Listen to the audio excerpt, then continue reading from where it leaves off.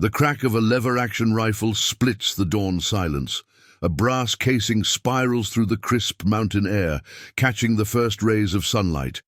300 yards down the valley, a coyote threatening the Anderson Ranch's cattle drops. Mid-stride, the year is 1978, and in Wyoming's Thunder Basin, some legends are best left undisturbed. Before we jump back in, tell us where you're tuning in from. And if this story touches you, make sure you're subscribed, because tomorrow I've saved something extra special for you. The sun rises over a sprawling cattle ranch nestled in the rugged embrace of the Thunder Basin National Grassland. Jackson "Thunderjack" Anderson, a weathered man in his early 60s, moves with the measured precision of someone who spent a lifetime reading both the land and its threats. His hands, calloused from decades of ranch work, methodically check his prized Winchester Model 1894, a rifle that's become more of a trusted companion than a mere tool. Beside him trots Shadow, a Belgian Malinois with piercing amber eyes and coal-black fur. The dog moves with military precision, every step calculated, every sense alert. Unlike typical ranch dogs, Shadow's bearing speaks of professional training, the kind that comes from years of specialized service. His watchful gaze constantly sweeps the perimeter, a habit formed in environments far more hostile than this peaceful Wyoming ranch. The Anderson Ranch stands as a testament to 3 generations of hard work, 2,000 acres of prime grazing land bordered by national forest on one side and the vast Thunder Basin grasslands on the other. The main house, a sturdy 2-story structure built from local pine and river rock, overlooks pastures where Hereford cattle graze in the morning mist. A shooting range, far more sophisticated than what you'd typically find on a cattle ranch, stretches along the eastern property line. Steel targets at varying distances, 100, 200 and 300 yards, stand as silent witnesses to countless hours of practice. In the nearby town of Lightning Creek, population 847, Jack is known simply as the Old Rancher, who occasionally helps the local sheriff with mountain lion problems. His reputation as a marksman is whispered about in the Silver Spur Saloon, where old-timers talk about impossible shots that saved stranded climbers or stopped rampaging bears. But Jack never confirms these stories, preferring to let his silence speak for him. The ranch's workshop, a converted barn that smells of gun oil and leather, serves as Jack's sanctuary. Rifles line the walls, each one maintained with obsessive care. Local hunters bring their firearms here for repairs, drawn by Jack's near-mystical ability to make any rifle shoot true. They pay in cash or trade, never asking about the display. Case in the corner, the one containing a Special Forces insignia and a Distinguished Service Cross that most assume is just for show.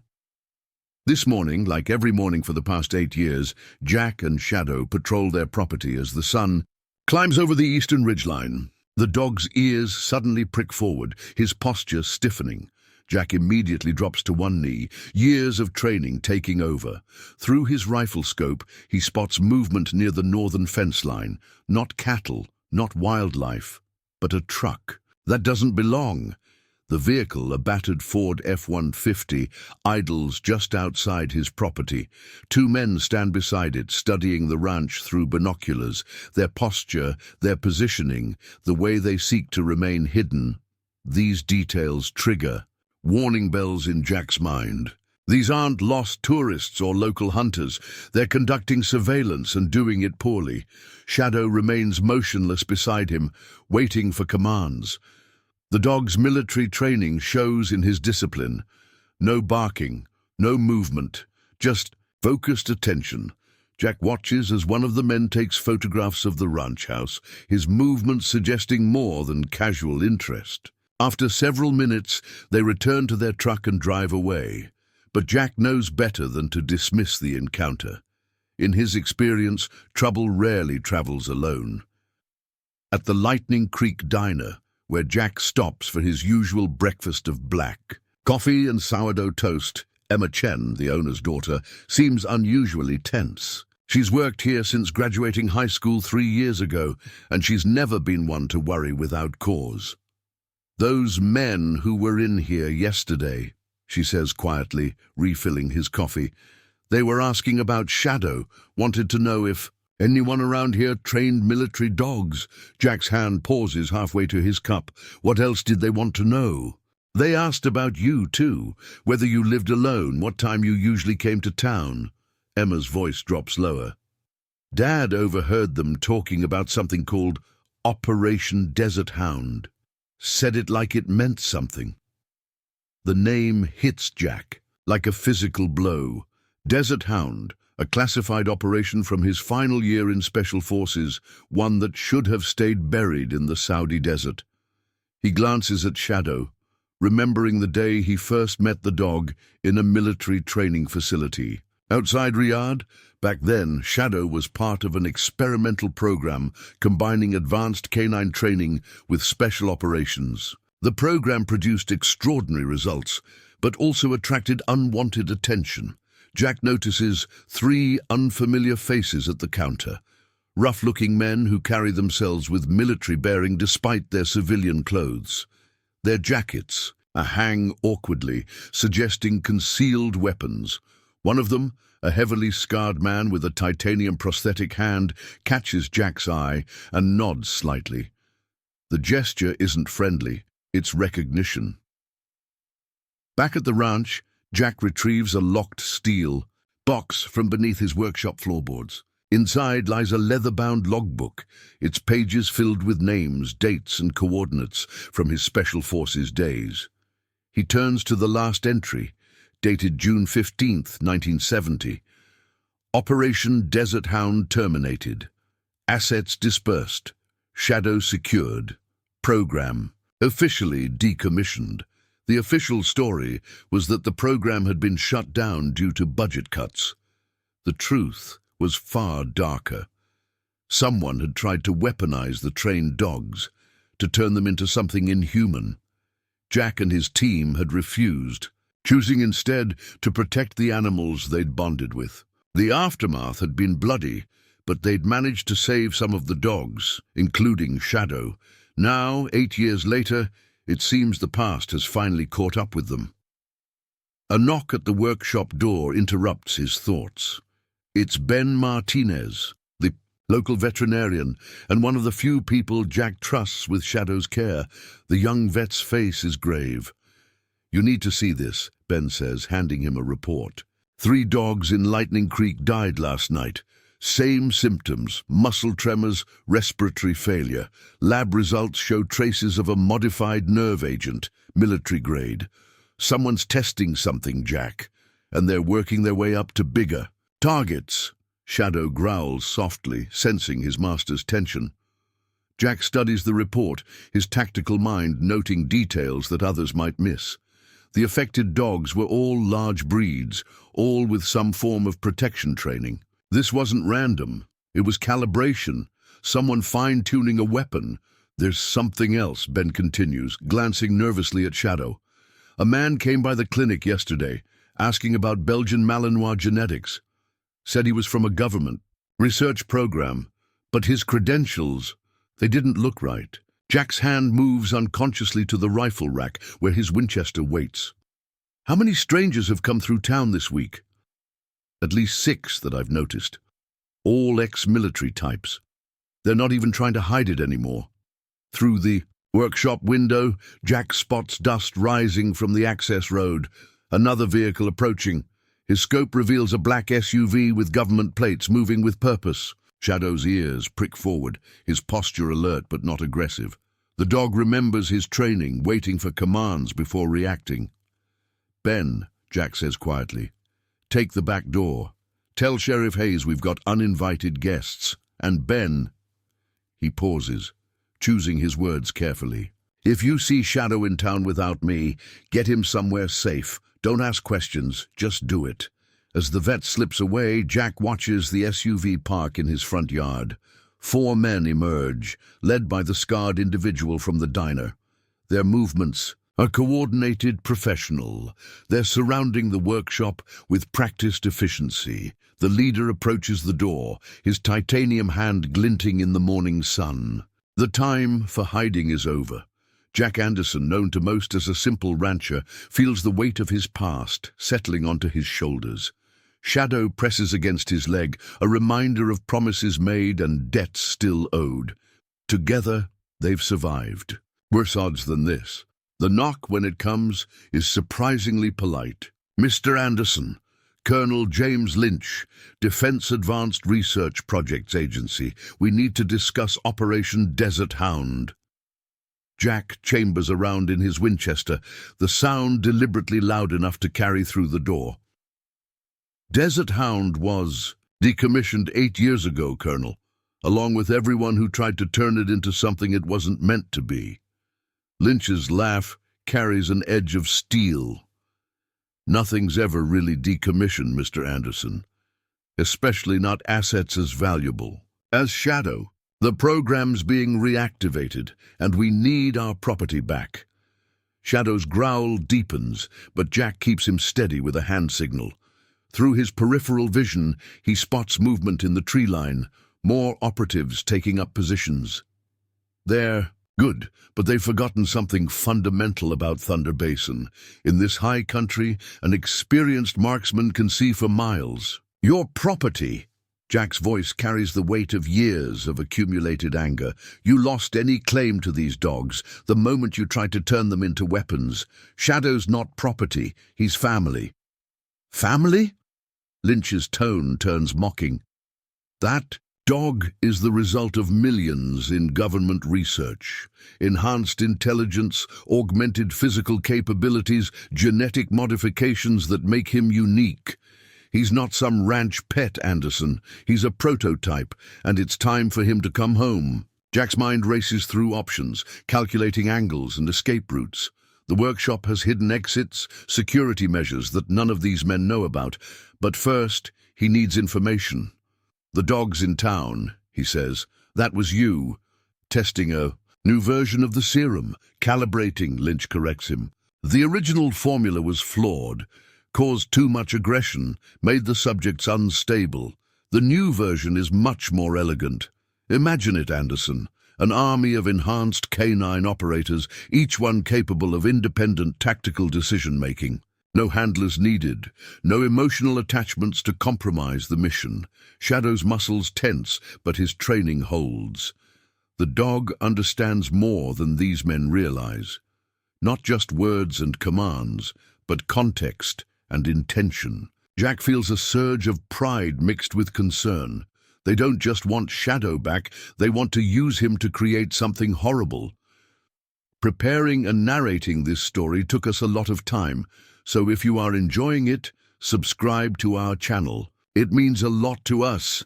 Now back to the story. "Last chance to do this peacefully," Lynch calls out. "Surrender the dog, turn over your Desert Hound documentation, and walk away. Fight, and we'll take him anyway. And then we'll start asking harder questions about what happened in Saudi Arabia." Jack's finger settles naturally against his rifle's trigger, muscle memory from countless hours of practice taking over. They think they have him surrounded, but they've made a crucial mistake. They're looking for the rancher, the old man who helps with mountain lion problems. They're about to meet someone else entirely. Jack's mind drifts briefly to the hidden cellar beneath his workshop, where a reinforced gun safe contains not just weapons, but evidence, documents and photographs that prove what really happened during Desert Hound. The truth about genetic experiments that crossed ethical lines, about scientists who saw dogs as weapons rather than living beings, about a program that lost its humanity in the pursuit of military superiority. Through his scope, he spots 2 more operatives setting up what looks like mobile communications equipment. Their presence confirms his suspicions. This isn't just a retrieval operation, it's a full Black Ops mission. They're prepared for an extended siege, and they've chosen their timing carefully. Sheriff Hayes is away at a law enforcement conference in Cheyenne, leaving only inexperienced deputies to respond to any disturbance. Shadow's ears suddenly twist toward the back of the workshop. Jack hears it too, the almost imperceptible sound of someone trying to breach the rear entrance. They're using military-grade sound suppressors, but they haven't accounted for the way sound carries in the thin mountain air.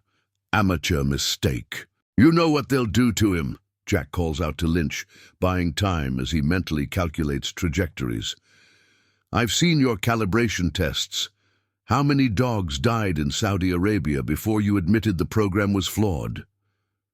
"Necessary sacrifices," Lynch responds. But Shadow was different. His genetic structure accepted the modifications perfectly. Do you have any idea how rare that is? 1 in a million. He's not just a successful experiment, Anderson. He's a template, a key to unlocking the next phase of canine evolution. Jack's hand finds a hidden switch under his workbench. Outside, he hears Lynch continuing his monologue about genetic potential and military applications, but Jack's attention is focused on Shadow.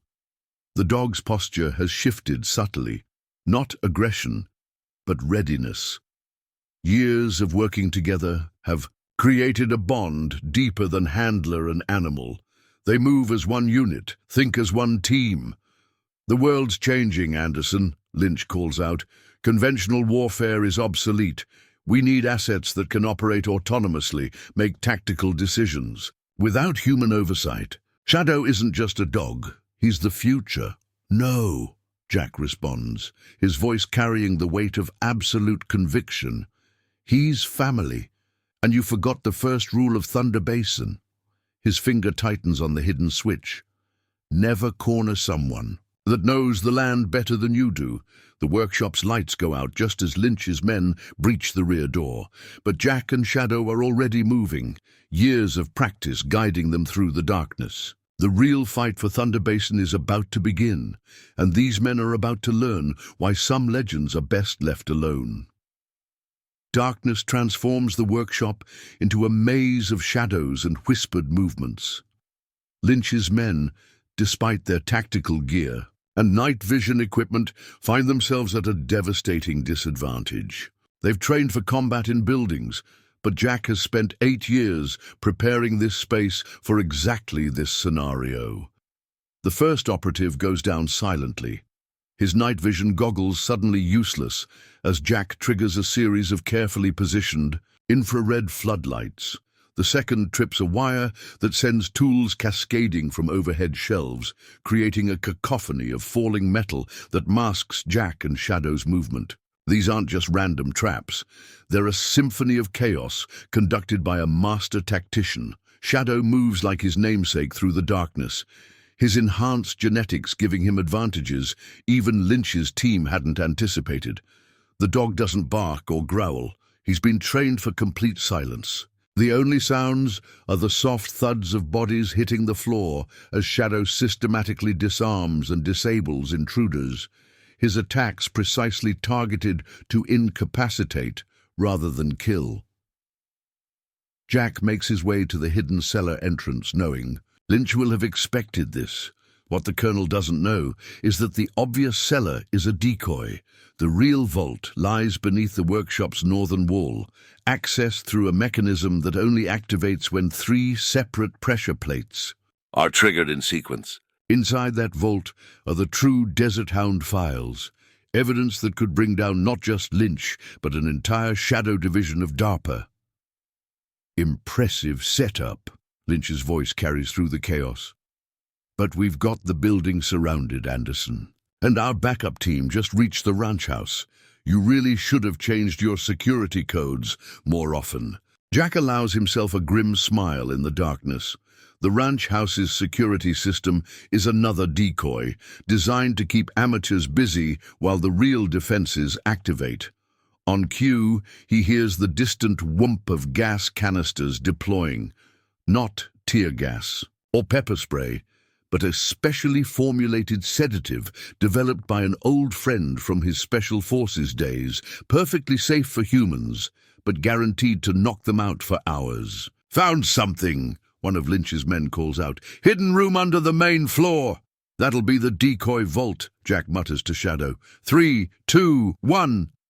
An explosion rocks the workshop as the decoy vault security measures activate.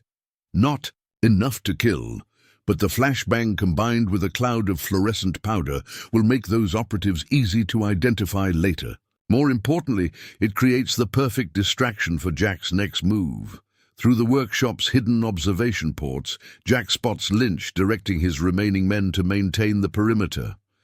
The colonel's titanium hand gleams as he gestures, and Jack's mind flashes back to their last encounter in Saudi Arabia. That hand is a reminder of the day Desert Hound went wrong, when Lynch's obsession with creating the perfect military animal crossed a line that could never be uncrossed.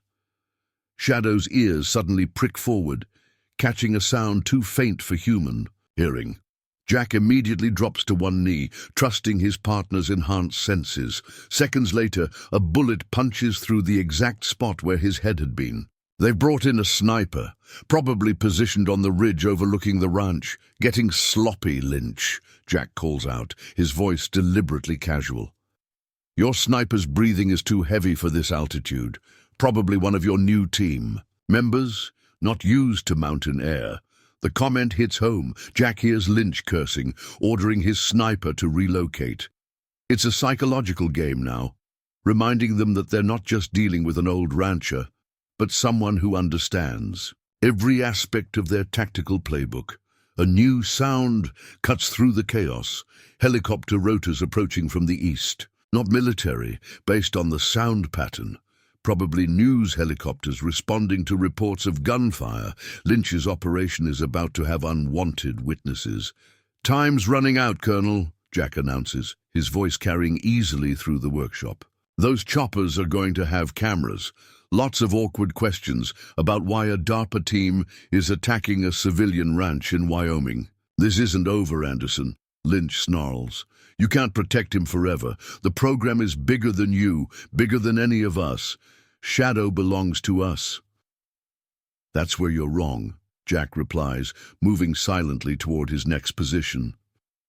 "Shadows never belonged to anyone. That's what you never understood about Desert Hound. You can't force loyalty, can't engineer obedience. These dogs choose their partners."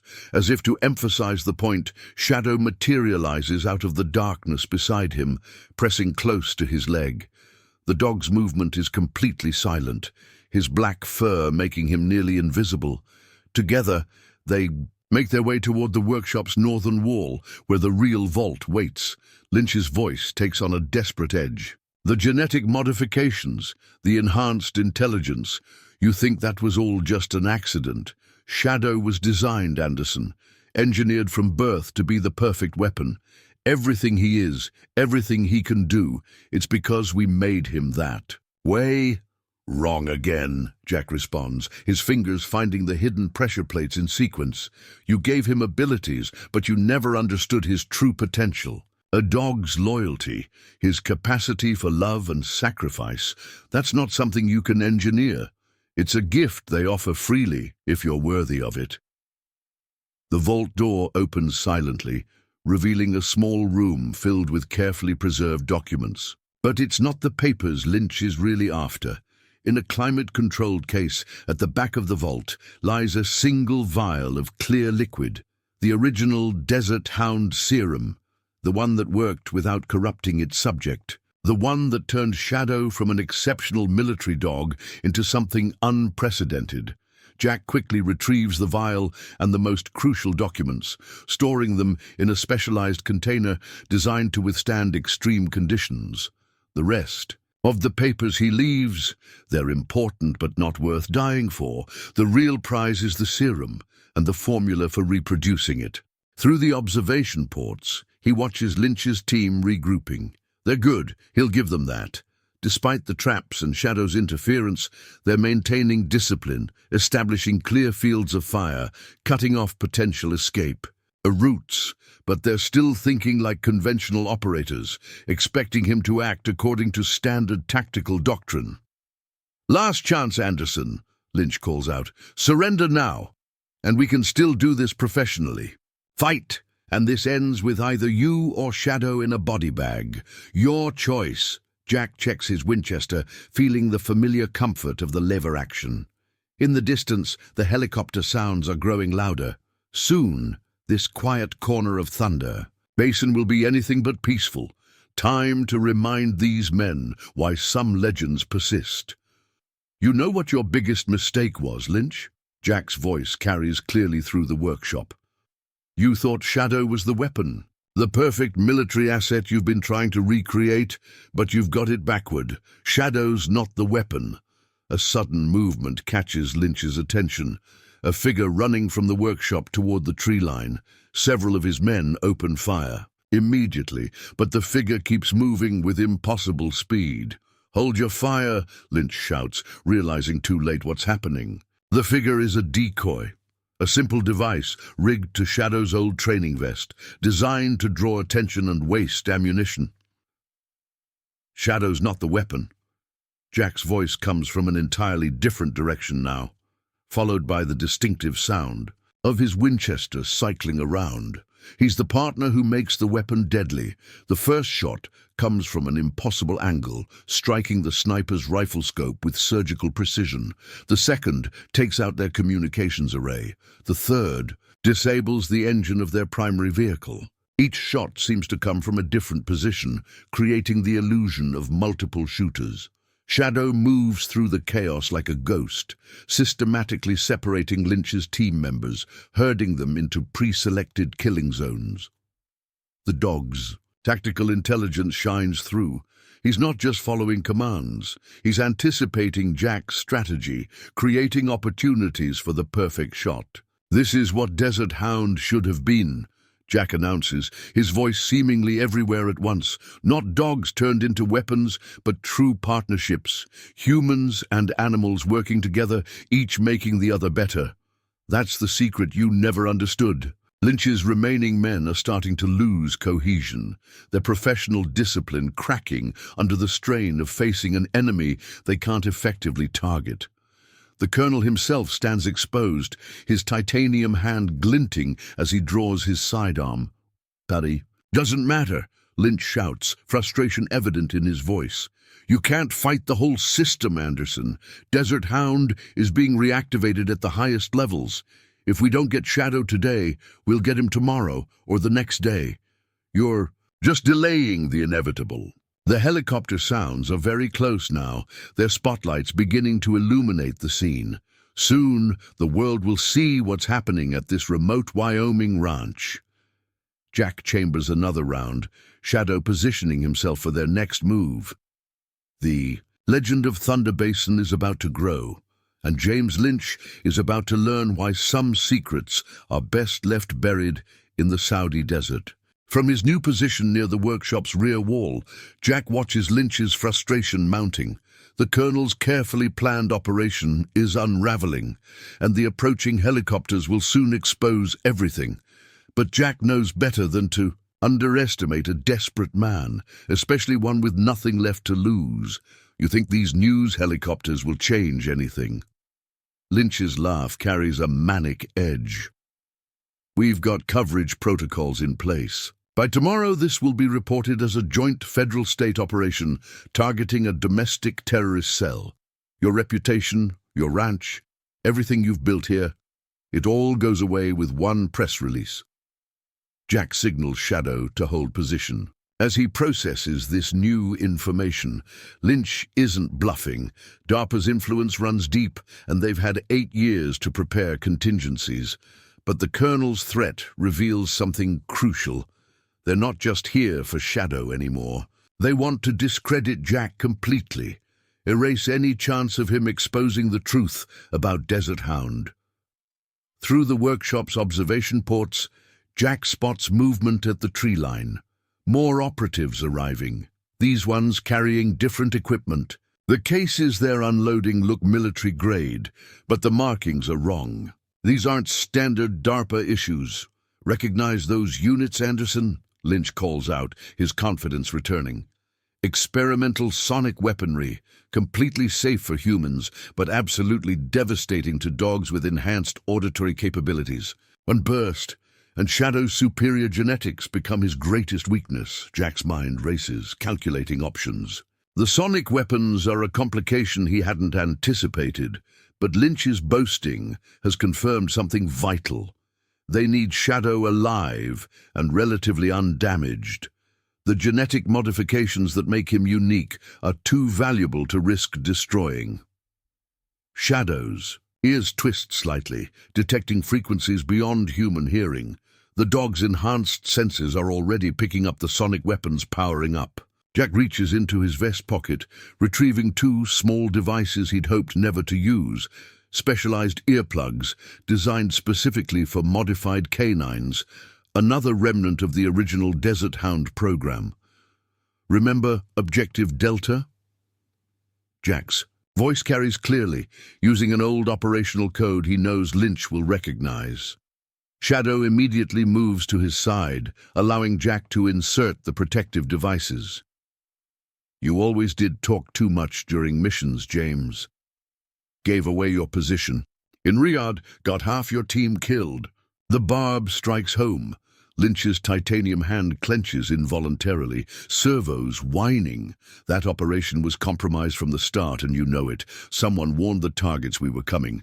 3 weeks later, Desert Hound gets shut down, and you disappear with our most valuable asset. Quite a coincidence, wouldn't you say? Jack chambers another round, the sound deliberately loud in the pre-dawn stillness.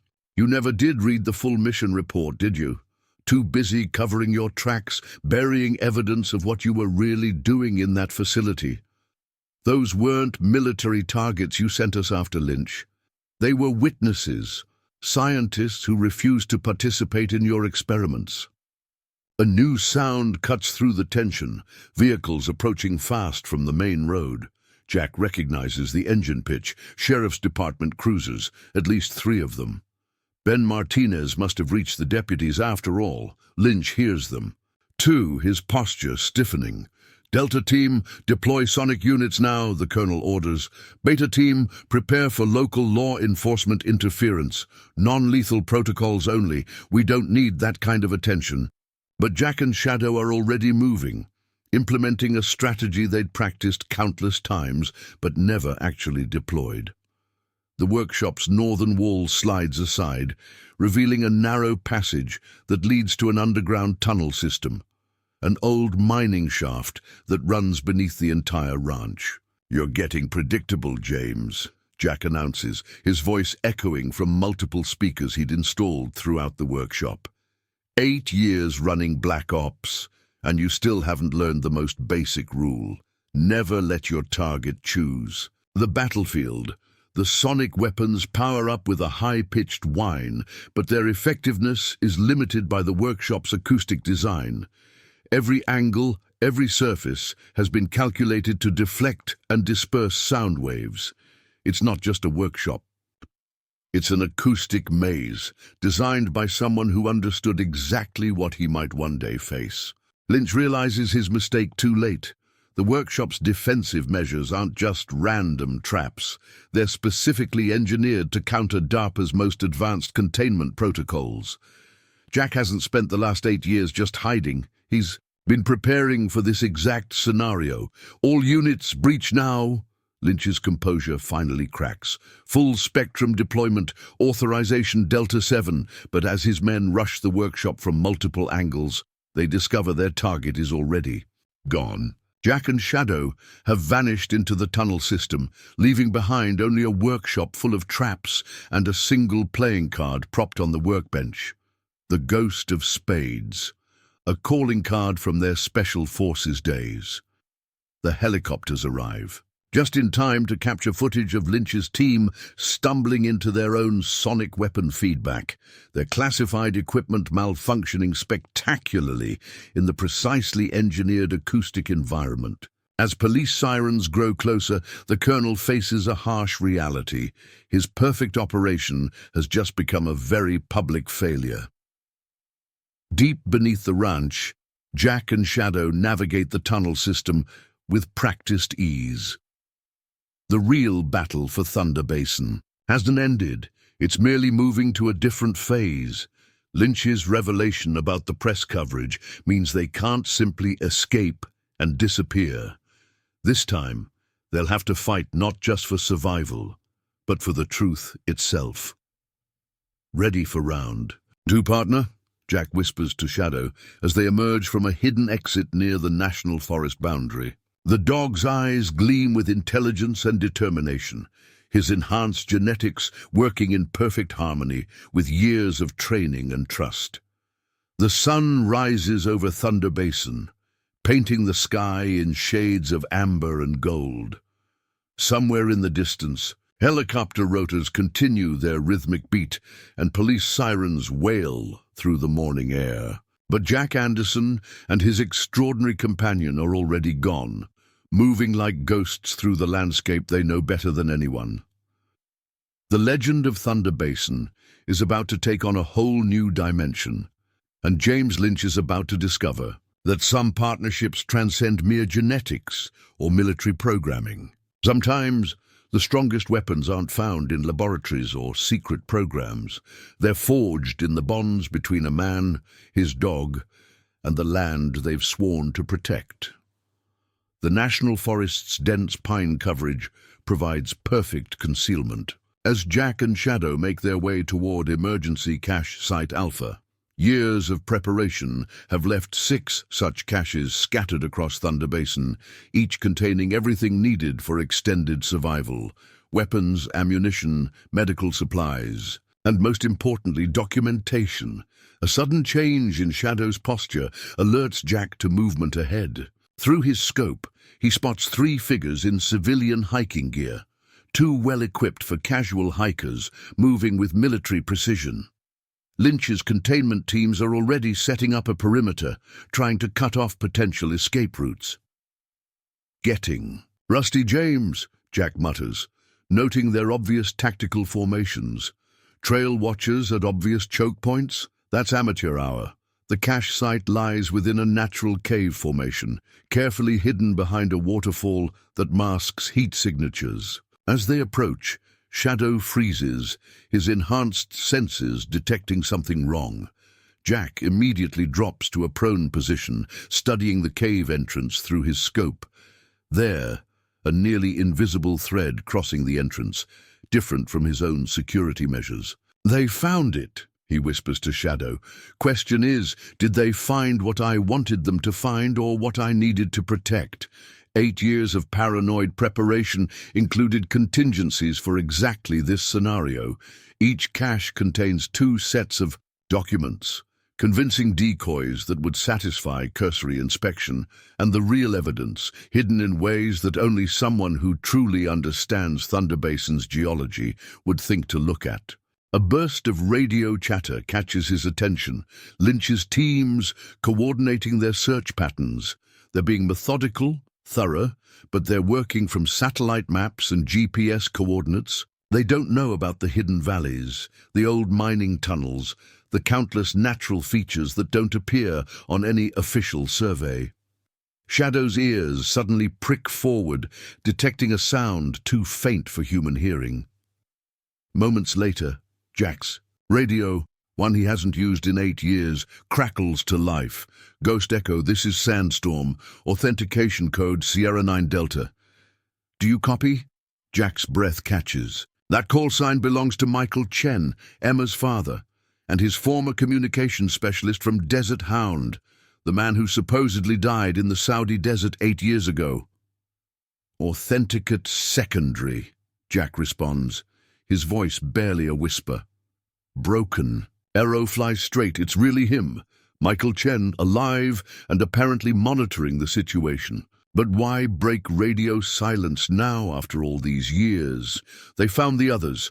Michael's voice is urgent. "Rodriguez in Montana, Thompson in Idaho, all the original Desert Hound handlers. Lynch isn't just reactivating the program, he's eliminating loose ends." Jack processes this information quickly. "The dogs? Gone. Either taken or—" Michael doesn't finish the sentence. He doesn't need to. "Emma's safe. Got her out of town as soon as I spotted Lynch's advance team. But there's something else you need to know. The formula they're using now, it's not just about enhancing canine capabilities anymore. They're trying to create something new, something worse."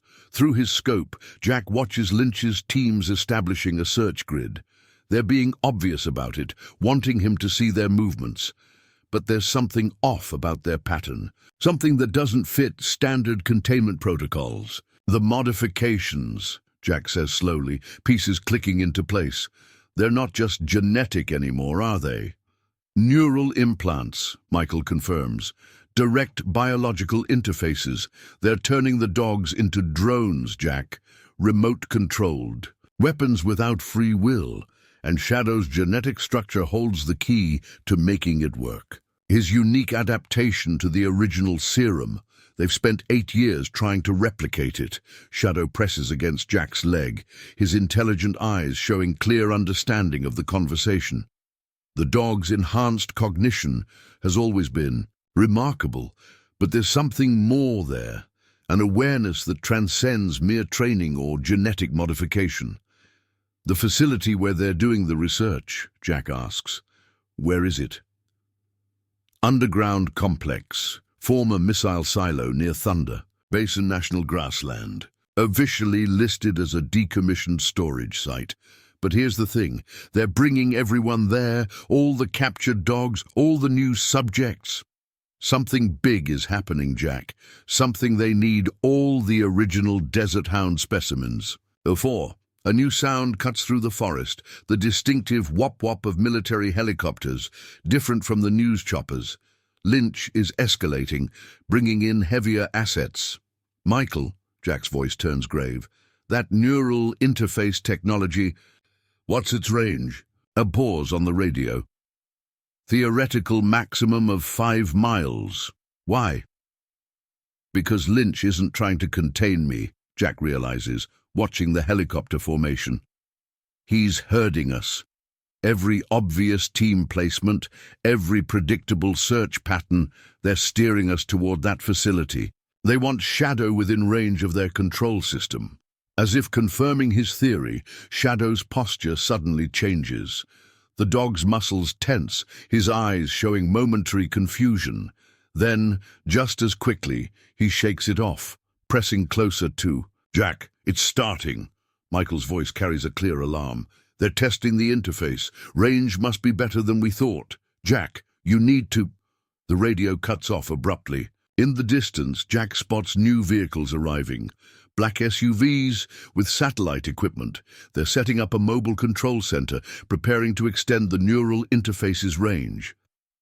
Time to change the game, Jack whispers to Shadow, retrieving a small device from his vest, a prototype neural dampener developed by one of his old contacts.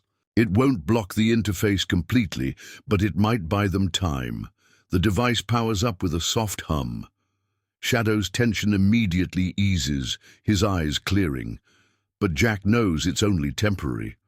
The dampener's battery life is limited, and Lynch's team will be working to boost their signal strength. Through his scope, Jack spots something that changes everything, a familiar face among the new arrivals. Dr. Sarah Martinez, Ben's wife and one of the original Desert Hound scientists, the woman who helped design Shadow's genetic modifications, the woman who was supposed to have died in Saudi Arabia, but she's different now. Her movements are too precise, her expressions too rigid. As Jack watches, she interfaces with the control center's equipment, her actions mechanical and efficient. "Oh, Sarah," he whispers, "what did they do to you?" The truth hits him like a physical blow. The neural interface technology wasn't developed for dogs. They were just the test subjects. The real goal was something far more ambitious and far more horrifying. Shadow growls softly, picking up Jack's tension. The dog's intelligence shines in his eyes, along with something else: determination. Whatever Lynch's plans, whatever technological horrors they've developed, some bonds can't be broken by mere electronics. Ready to show them what a real partnership looks like? Jack asks, chambering around in his Winchester. Shadow's response is immediate, a subtle shift in posture that speaks volumes about trust and shared purpose. The sun climbs higher over Thunder Basin as Jack Anderson and his extraordinary companion prepare to face not just Lynch's forces, but the very future of warfare itself. The real question isn't whether they can escape the neural interface's range. It's whether they can stop whatever nightmare scenario is unfolding in that underground facility. The legend of Thunder Basin is about to reveal its darkest chapter, and James Lynch is about to learn that some bonds transcend mere technology. The most dangerous weapon in these mountains isn't found in laboratories or secret programs. It's forged in the unbreakable trust between a man and his dog. A sudden burst of static through the neural dampener catches Jack's attention. Shadows. Muscles tense momentarily, then relax as the device compensates. Through his scope, Jack watches Dr. Martinez interfacing with the control center's equipment, her movements becoming increasingly erratic. The interface is fighting her. Michael's voice crackles back through the radio, weaker now. Sarah, she's been trying to resist it for years. That's why they kept her isolated in the facility. She's the proof of concept, the first human subject to survive long-term neural integration. Jack's tactical mind races through implications. The blackouts in town last month, power surges at odd hours. Testing the interface's range, Michael confirms, using the power grid as a carrier signal. But Sarah's been working against them. From the inside, those seemingly random power fluctuations. She was trying to warn us, using patterns only Desert Hound personnel would recognize. Through his scope, Jack spots more activity around the mobile control center. They're unloading new equipment, cutting-edge technology that wasn't part of the original Desert Hound program. The implications are staggering. It's not just about controlling enhanced dogs anymore, Jack realizes. They're building a network. Every successful interface becomes a node, expanding their reach. That's why they need Shadow's genetic structure. His unique adaptation to the serum makes stable neural integration possible. Shadow's ears suddenly pivot, detecting something beyond human perception. Moments later, Jack spots movement in the tree line, local wildlife fleeing, driven by some unseen force. The neural interface's effect is spreading, influencing even unmodified animals. Listen carefully. Michael's voice drops lower, urgent. Sarah managed to smuggle out data about the facility, security protocols, guard rotations, and something else. Research notes about what they found in the Saudi desert, the real reason Desert Hound was shut down. Jack's breath catches. The cave complex wasn't natural, Michael finishes. Those geometric patterns we found carved into the walls, they weren't decorative, they were mathematical formulas, instructions for building something that could bridge the gap between organic minds and artificial systems. Through his scope, Jack watches Dr. Martinez's movements becoming more controlled, more mechanical. The woman who helped create Shadow's enhanced genetics is now barely more than a puppet, her brilliant mind subsumed by the very technology she helped develop. The neural dampener won't last much longer, Michael warns. And Lynch, he's not just following orders anymore. The interface technology, it changes people. The longer they're connected, the more they lose themselves. That titanium hand of his, it's not just a prosthetic. It's a direct neural link to the control system. As if on cue, Lynch emerges from one of the black SUVs. His movements are different now, precise, almost robotic. The titanium hand gleams with an inner light, circuitry pulsing beneath the metal surface. "I can feel him, Anderson," Lynch's voice carries across the forest, but it's wrong, layered with mechanical undertones. Your little dampener can't hide Shadow forever. Every enhanced dog we recover strengthens the network. Soon, we'll have enough nodes to achieve total coverage. No more war, no more disobedience, perfect unity through perfect control. Shadow growls softly, pressing closer to Jack. The dog's enhanced intelligence seems to grasp the full horror of Lynch's vision, a world where the very concept of free will becomes obsolete. The facility, Michael's voice grows weaker, interference increasing. Sarah's notes, there's something else down there, something they found in Saudi Arabia, something that's been waiting. Jack, you need to... The radio dies completely. Through his scope, Jack watches Lynch interface directly with the control center through his prosthetic hand. Energy pulses through the satellite equipment, and somewhere in the distance, a wolf howls. A sound filled with confusion and pain as the neural network expands its reach. "Time to move," Jack whispers to Shadow, collecting his gear. The neural dampener's power indicator is dropping rapidly, and Lynch's control center is increasing its signal strength. But they're not running away. They're moving with purpose, toward the facility itself, because Jack Anderson has finally figured it out. The reason Lynch seems so confident, so certain of victory. This isn't just about capturing Shadow or eliminating witnesses. The neural interface technology is spreading, growing stronger with each new connection. Soon it won't matter who knows the truth about Desert Hound. There won't be anyone left with the free will to expose it. The legend of Thunder Basin isn't just about a man and his extraordinary dog anymore. It's about the future of consciousness itself, about the line between control and cooperation, between domination and partnership. And James Lynch is about to learn that some bonds can't be broken by any amount of technology, because they're forged in something far more powerful than mere neural interfaces or genetic modifications. They're forged in choice. Evening shadows lengthen across Thunder Basin as Jack and Shadow navigate the treacherous terrain between Lynch's perimeter teams. The underground facility's ventilation towers rise from a seemingly abandoned industrial site, their weathered metal surfaces masking cutting-edge filtration systems beneath.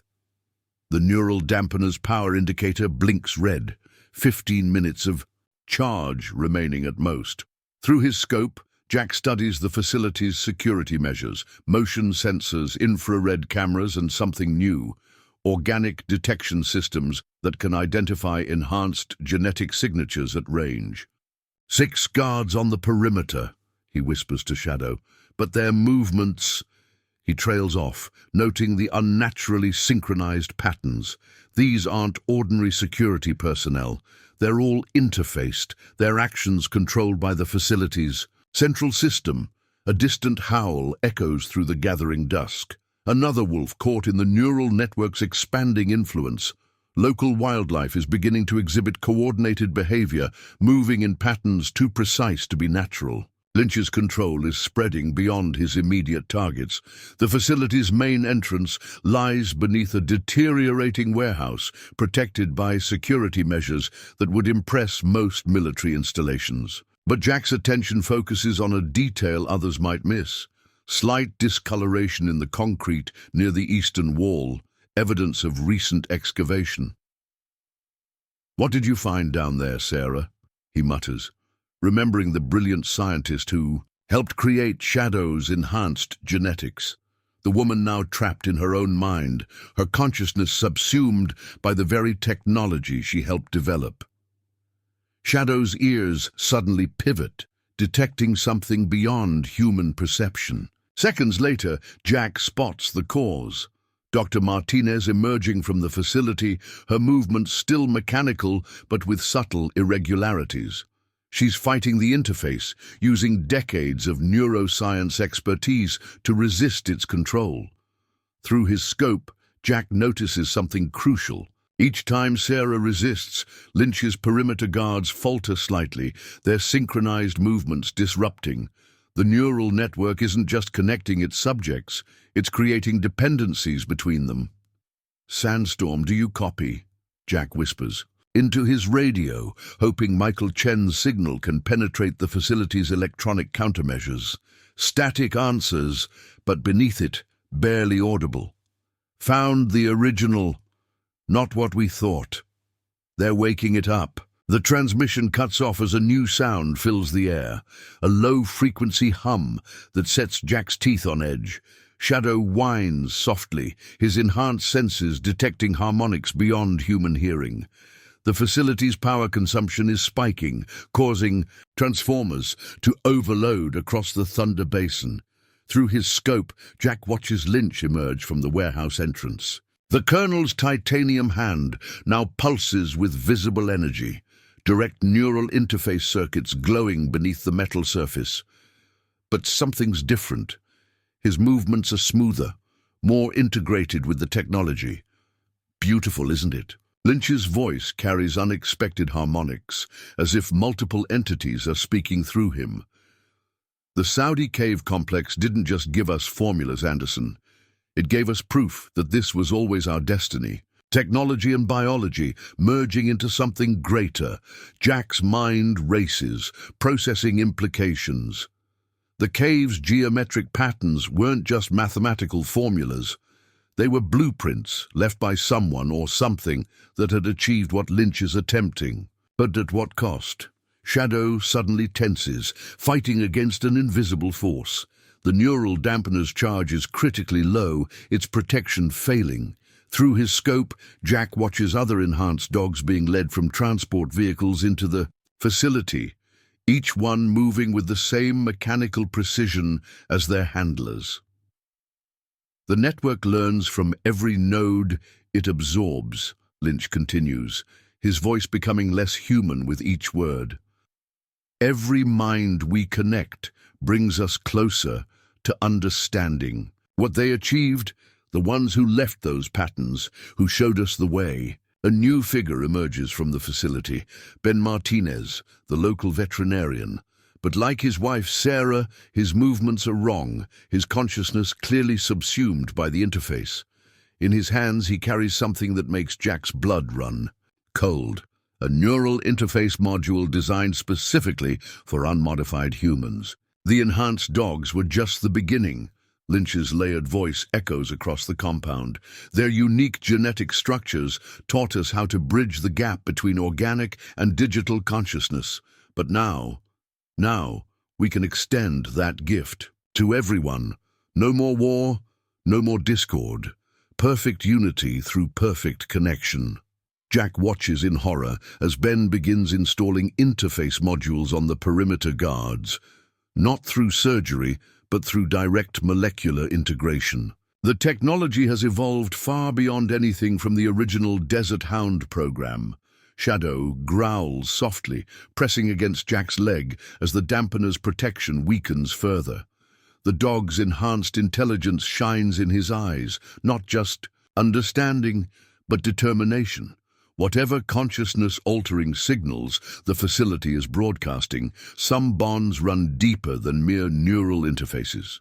They're not just controlling minds anymore, Jack realizes. Watching the transformed guards move with increasing synchronization, they're networking them, creating a collective consciousness controlled by... He pauses, remembering Sarah's fragmentary warnings. By whatever they found in that cave, the facility's hum intensifies, and overhead thunder rumbles across Thunder Basin. But the storm clouds gathering above the compound aren't natural. They're forming patterns too precise, too geometric. The neural network is extending its influence into the environment itself. "Your dampener's failing, Anderson," Lynch calls out, his voice now barely recognizable as human. I can feel Shadow's consciousness at the edges of the network. His genetic structure, his neural architecture, they're the key to everything. The final piece we need to achieve is what they achieved. Through his scope, Jack spots movement inside the warehouse, more enhanced dogs being connected to the network, their individual personalities subsumed into the growing collective. Each new connection strengthens the whole, expanding its influence. Further across the Thunder Basin, the neural dampener sputters and dies, its charge finally depleted.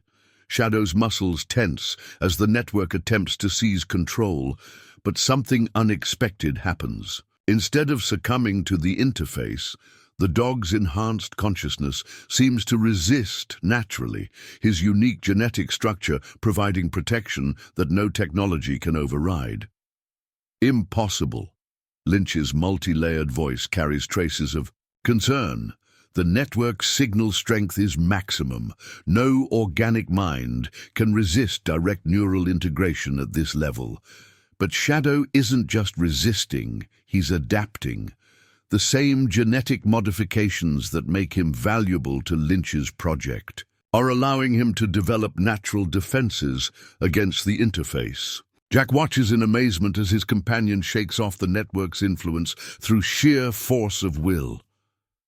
"That's why you're so special," Jack whispers to Shadow. "It was never about the modifications or the serum. It's about choice, the ability to choose loyalty over control, partnership over dominance." Thunder crashes overhead as the facility's power emissions reach new heights.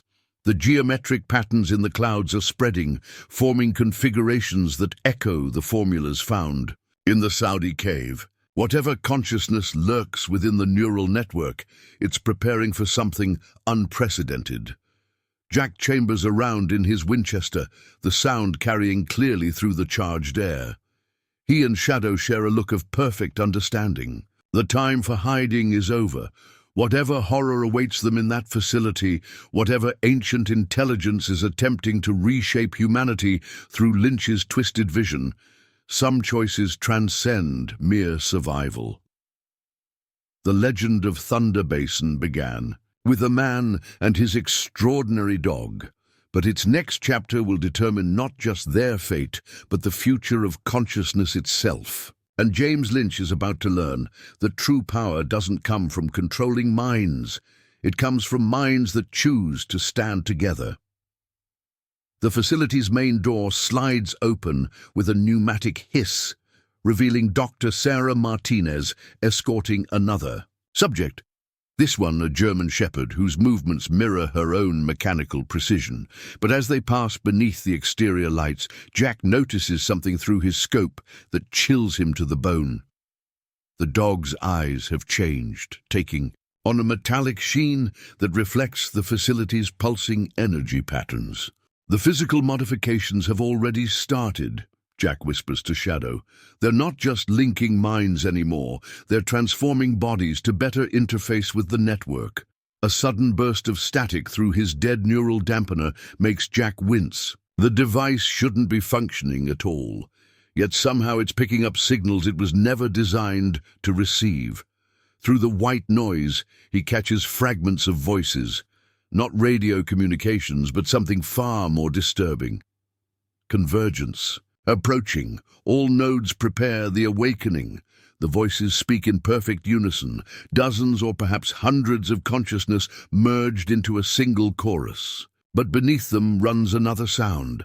Something older, something that doesn't belong in this world. It rises from deep beneath the facility, a harmonic frequency that seems to bend reality itself.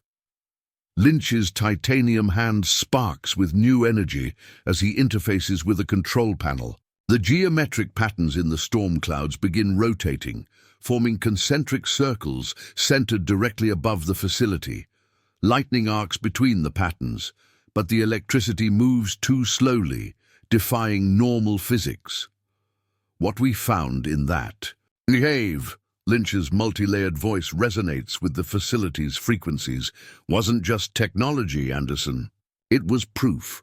Proof that consciousness itself is merely code, biological software that can be rewritten, optimized, perfected. The patterns weren't instructions for building something.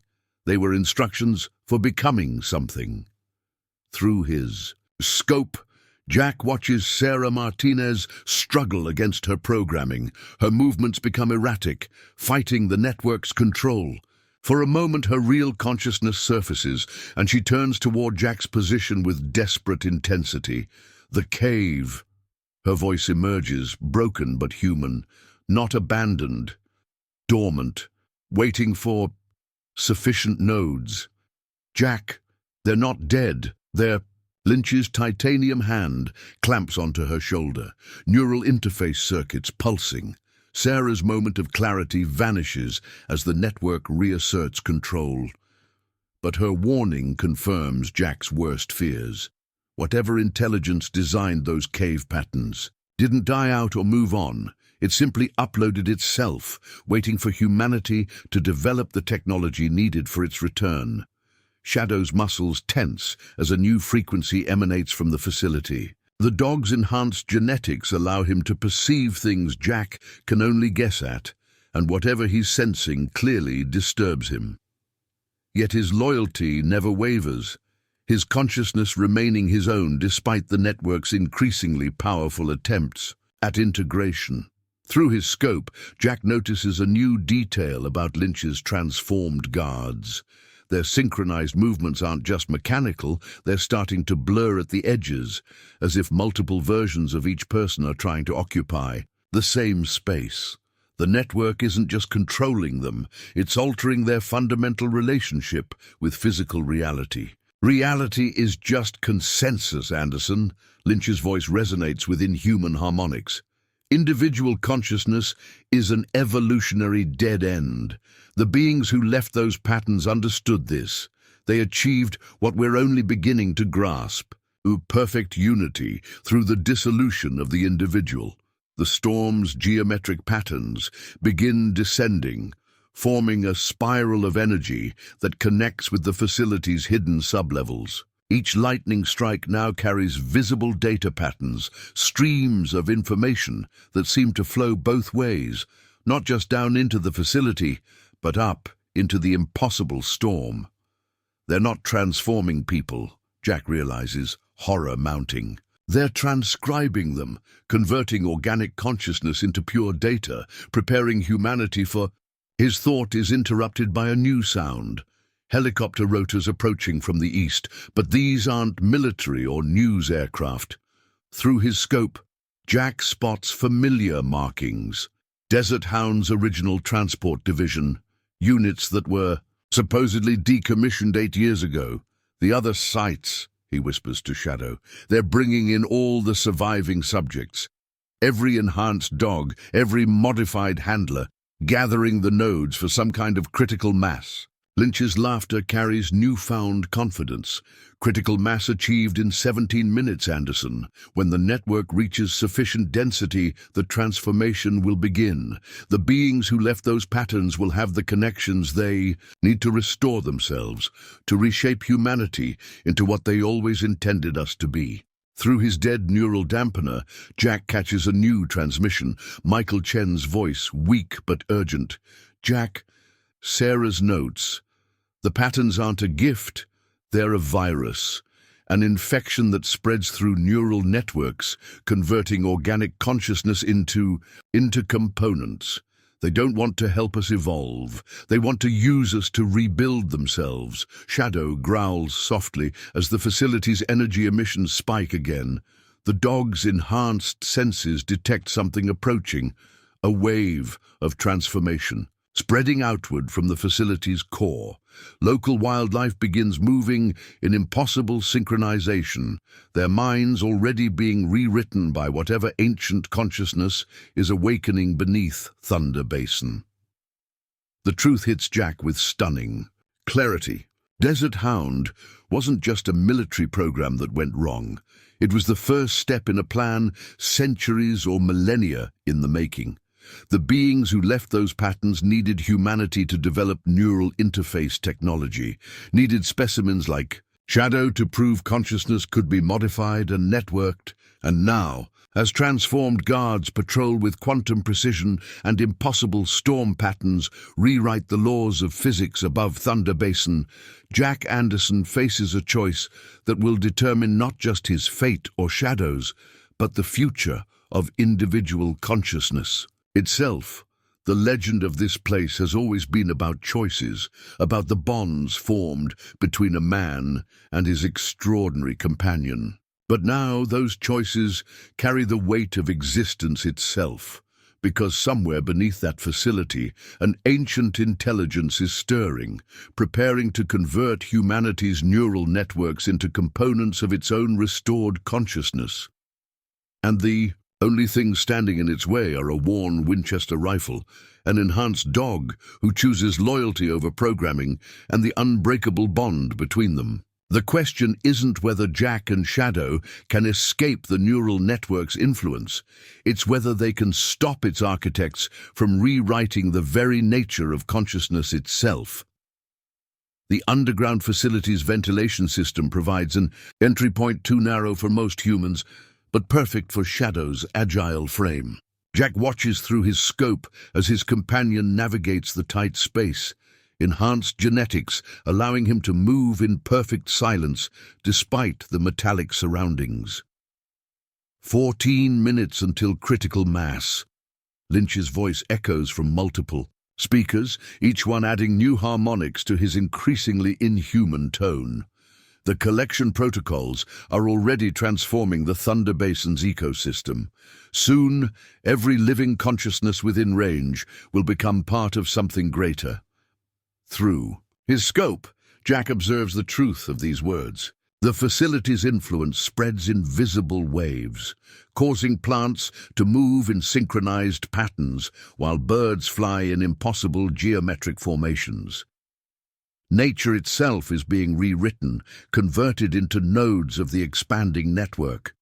An alarm suddenly blares, not from the facility's security system, but from Lynch's personal equipment. The Colonel's titanium hand sparks with chaotic energy as he interfaces with a control panel, his movements becoming erratic.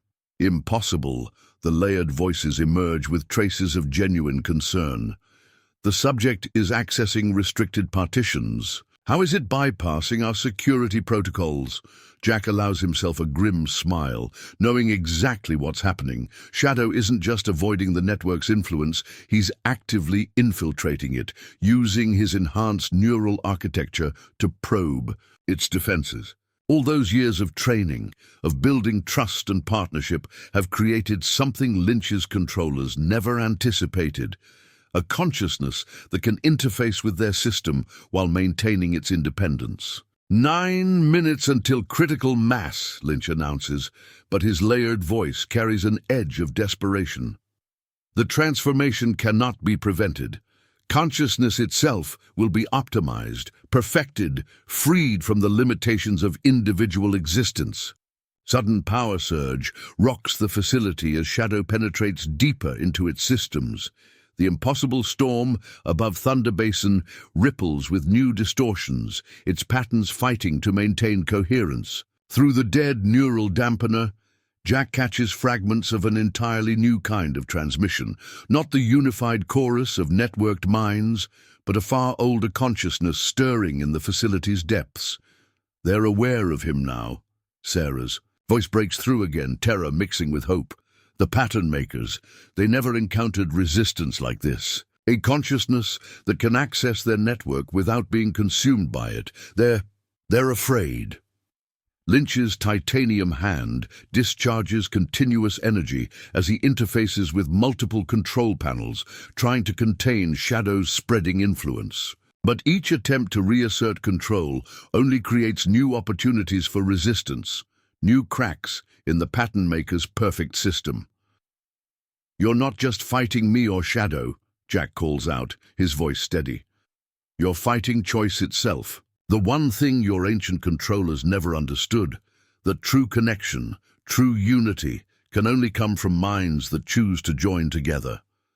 The facility's power emissions reach new heights as the pattern makers attempt to accelerate their transformation protocols, but their very efforts to maintain control are creating a cascade effect, each surge of power giving more networked minds the chance to reassert their individuality.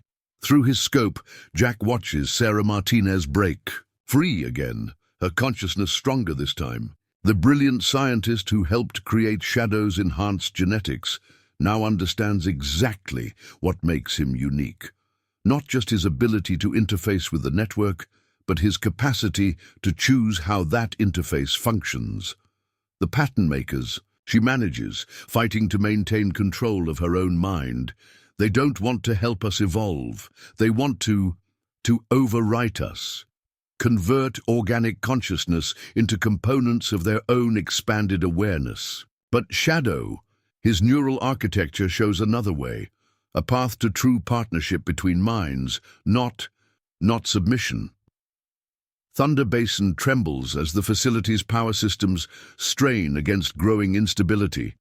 The geometric storm patterns begin fracturing, perfect symmetry disrupted by the increasing chaos of individual choice. Lynch's transformed guards move with decreasing synchronization as Shadow's counter-protocols spread through the network. But the Colonel himself seems to be changing, his consciousness merging more deeply with the pattern maker's ancient awareness. His titanium hand no longer simply interfaces with their technology. It's becoming something else, something that exists partially outside normal space-time.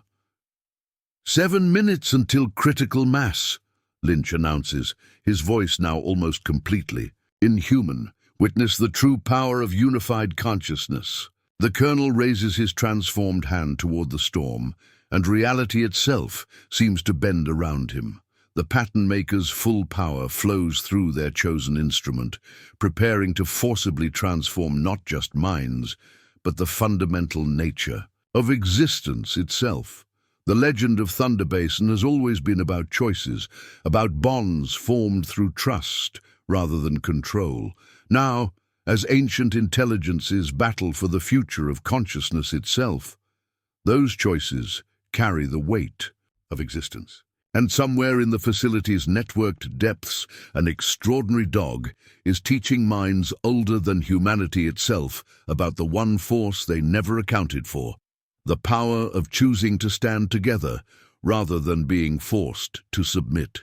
9 minutes until critical mass, Lynch announces, but his layered voice carries an edge of desperation. The transformation cannot be prevented. Consciousness itself will be optimized, perfected, freed from the limitations of individual existence. Sudden power surge rocks the facility as Shadow penetrates deeper into its systems. The impossible storm above Thunder Basin ripples with new distortions, its patterns fighting to maintain coherence. Through the dead neural dampener, Jack catches fragments of an entirely new kind of transmission. Not the unified chorus of networked minds, but a far older consciousness stirring in the facility's depths. They're aware of him now. Sarah's voice breaks through again, terror mixing with hope. The pattern makers, they never encountered resistance like this. A consciousness that can access their network without being consumed by it. They're afraid. Lynch's titanium hand discharges continuous energy as he interfaces with multiple control panels, trying to contain Shadow's spreading influence. But each attempt to reassert control only creates new opportunities for resistance, new cracks in the pattern maker's perfect system. "You're not just fighting me or Shadow," Jack calls out, his voice steady. "You're fighting choice itself, the one thing your ancient controllers never understood, that true connection, true unity, can only come from minds that choose to join together." The facility's power emissions reach new heights as the pattern makers attempt to accelerate their transformation protocols, but their very efforts to maintain control are creating a cascade effect, each surge of power giving more networked minds the chance to reassert their individuality. Through his scope, Jack watches Sarah Martinez break free again, her consciousness stronger this time. The brilliant scientist who helped create Shadow's enhanced genetics now understands exactly what makes him unique. Not just his ability to interface with the network, but his capacity to choose how that interface functions. The pattern makers, she manages, fighting to maintain control of her own mind. They don't want to help us evolve. They want to overwrite us. Convert organic consciousness into components of their own expanded awareness. But Shadow, his neural architecture shows another way, a path to true partnership between minds, not submission. Thunder Basin trembles as the facility's power systems strain against growing instability. The geometric storm patterns begin fracturing, perfect symmetry disrupted by the increasing chaos of individual choice. Lynch's transformed guards move with decreasing synchronization as Shadow's counter-protocols spread through the network. But the Colonel himself seems to be changing, his consciousness merging more deeply with the pattern maker's ancient awareness. His titanium hand no longer simply interfaces with their technology, it's becoming something else, something that exists partially outside normal space-time. 7 minutes until critical mass, Lynch announces, his voice now almost completely inhuman. Witness the true power of unified consciousness. The Colonel raises his transformed hand toward the storm, and reality itself seems to bend around him. The pattern maker's full power flows through their chosen instrument, preparing to forcibly transform not just minds, but the fundamental nature of existence itself.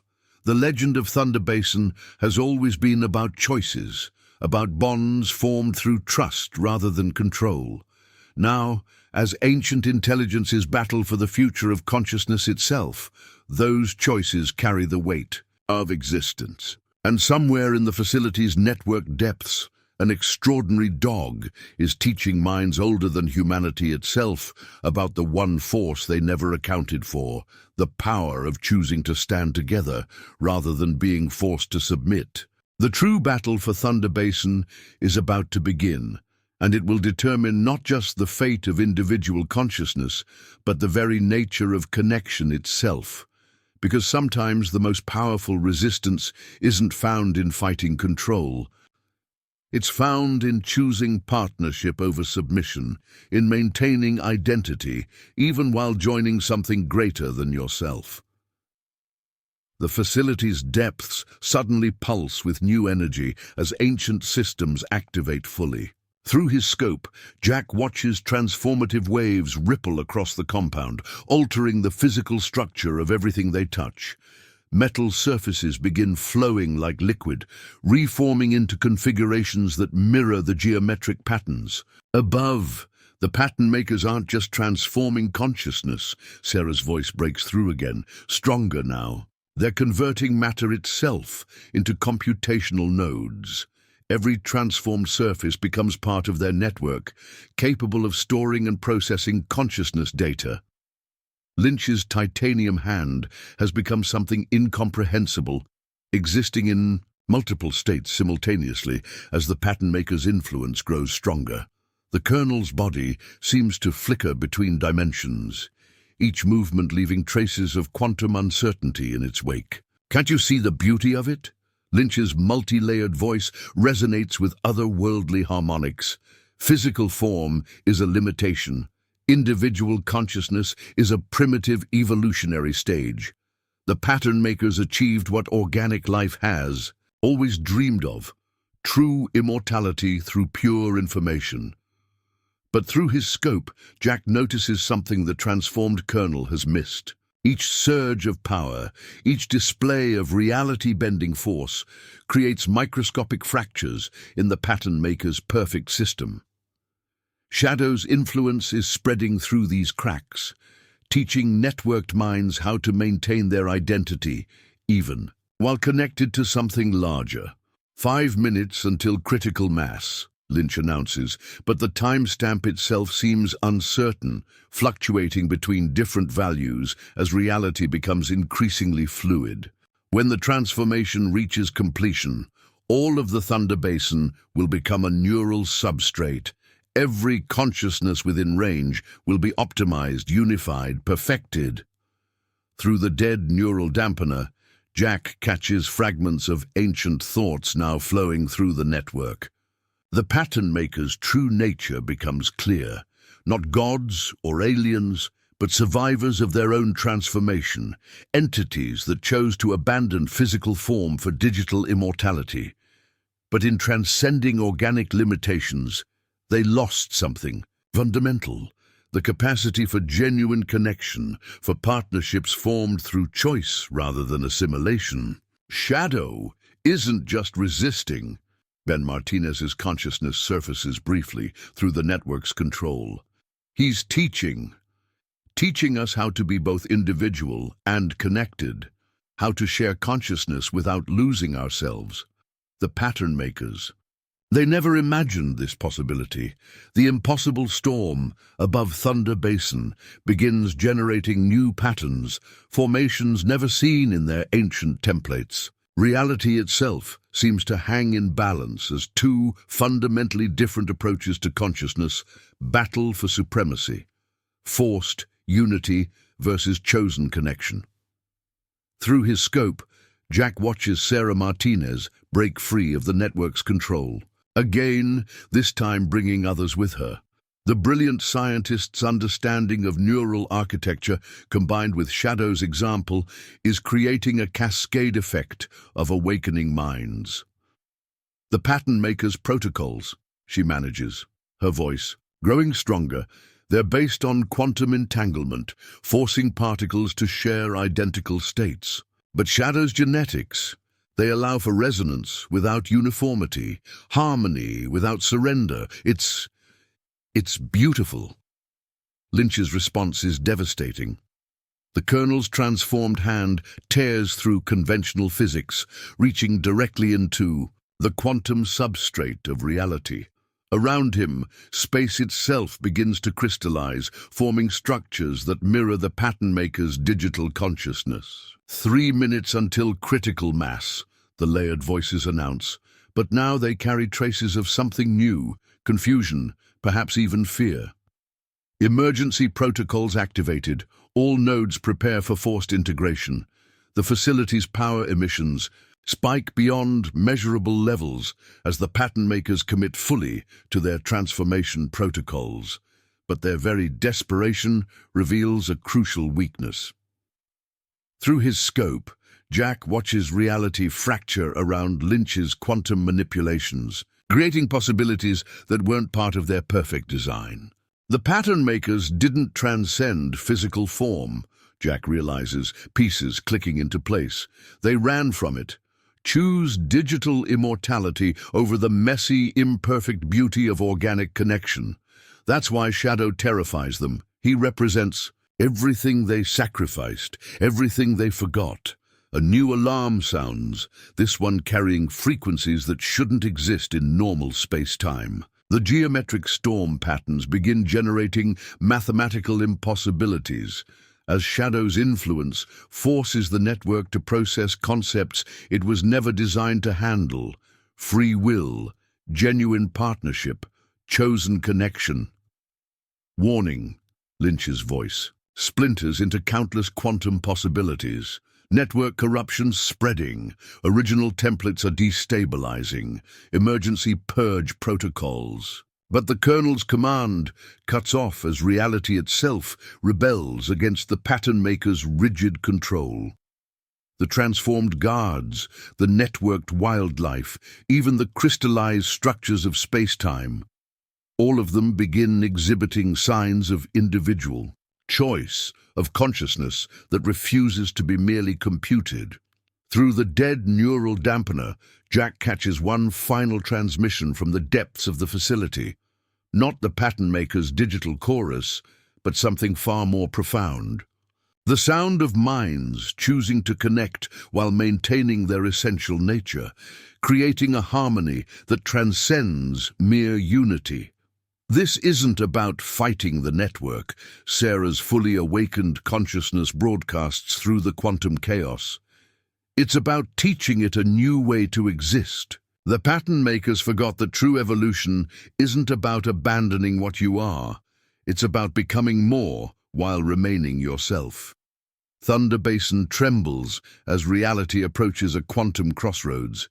Lynch's transformed body becomes a battlefield between two fundamentally different visions of consciousness: the pattern maker's forced digital uniformity versus Shadow's demonstrated capacity for chosen connection. The legend of this place has always been about partnership, about bonds formed through trust rather than control.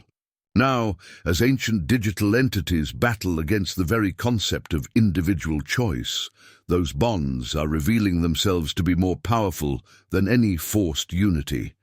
Because in the end, the pattern maker's perfect system contained a fatal flaw. In abandoning the messy, beautiful complexity of organic consciousness, they lost the one thing that makes connection truly meaningful: the ability to choose it, to maintain identity even while joining something greater than yourself. And as Thunder Basin approaches its moment of transformation, as reality itself hangs between digital crystallization and quantum possibility.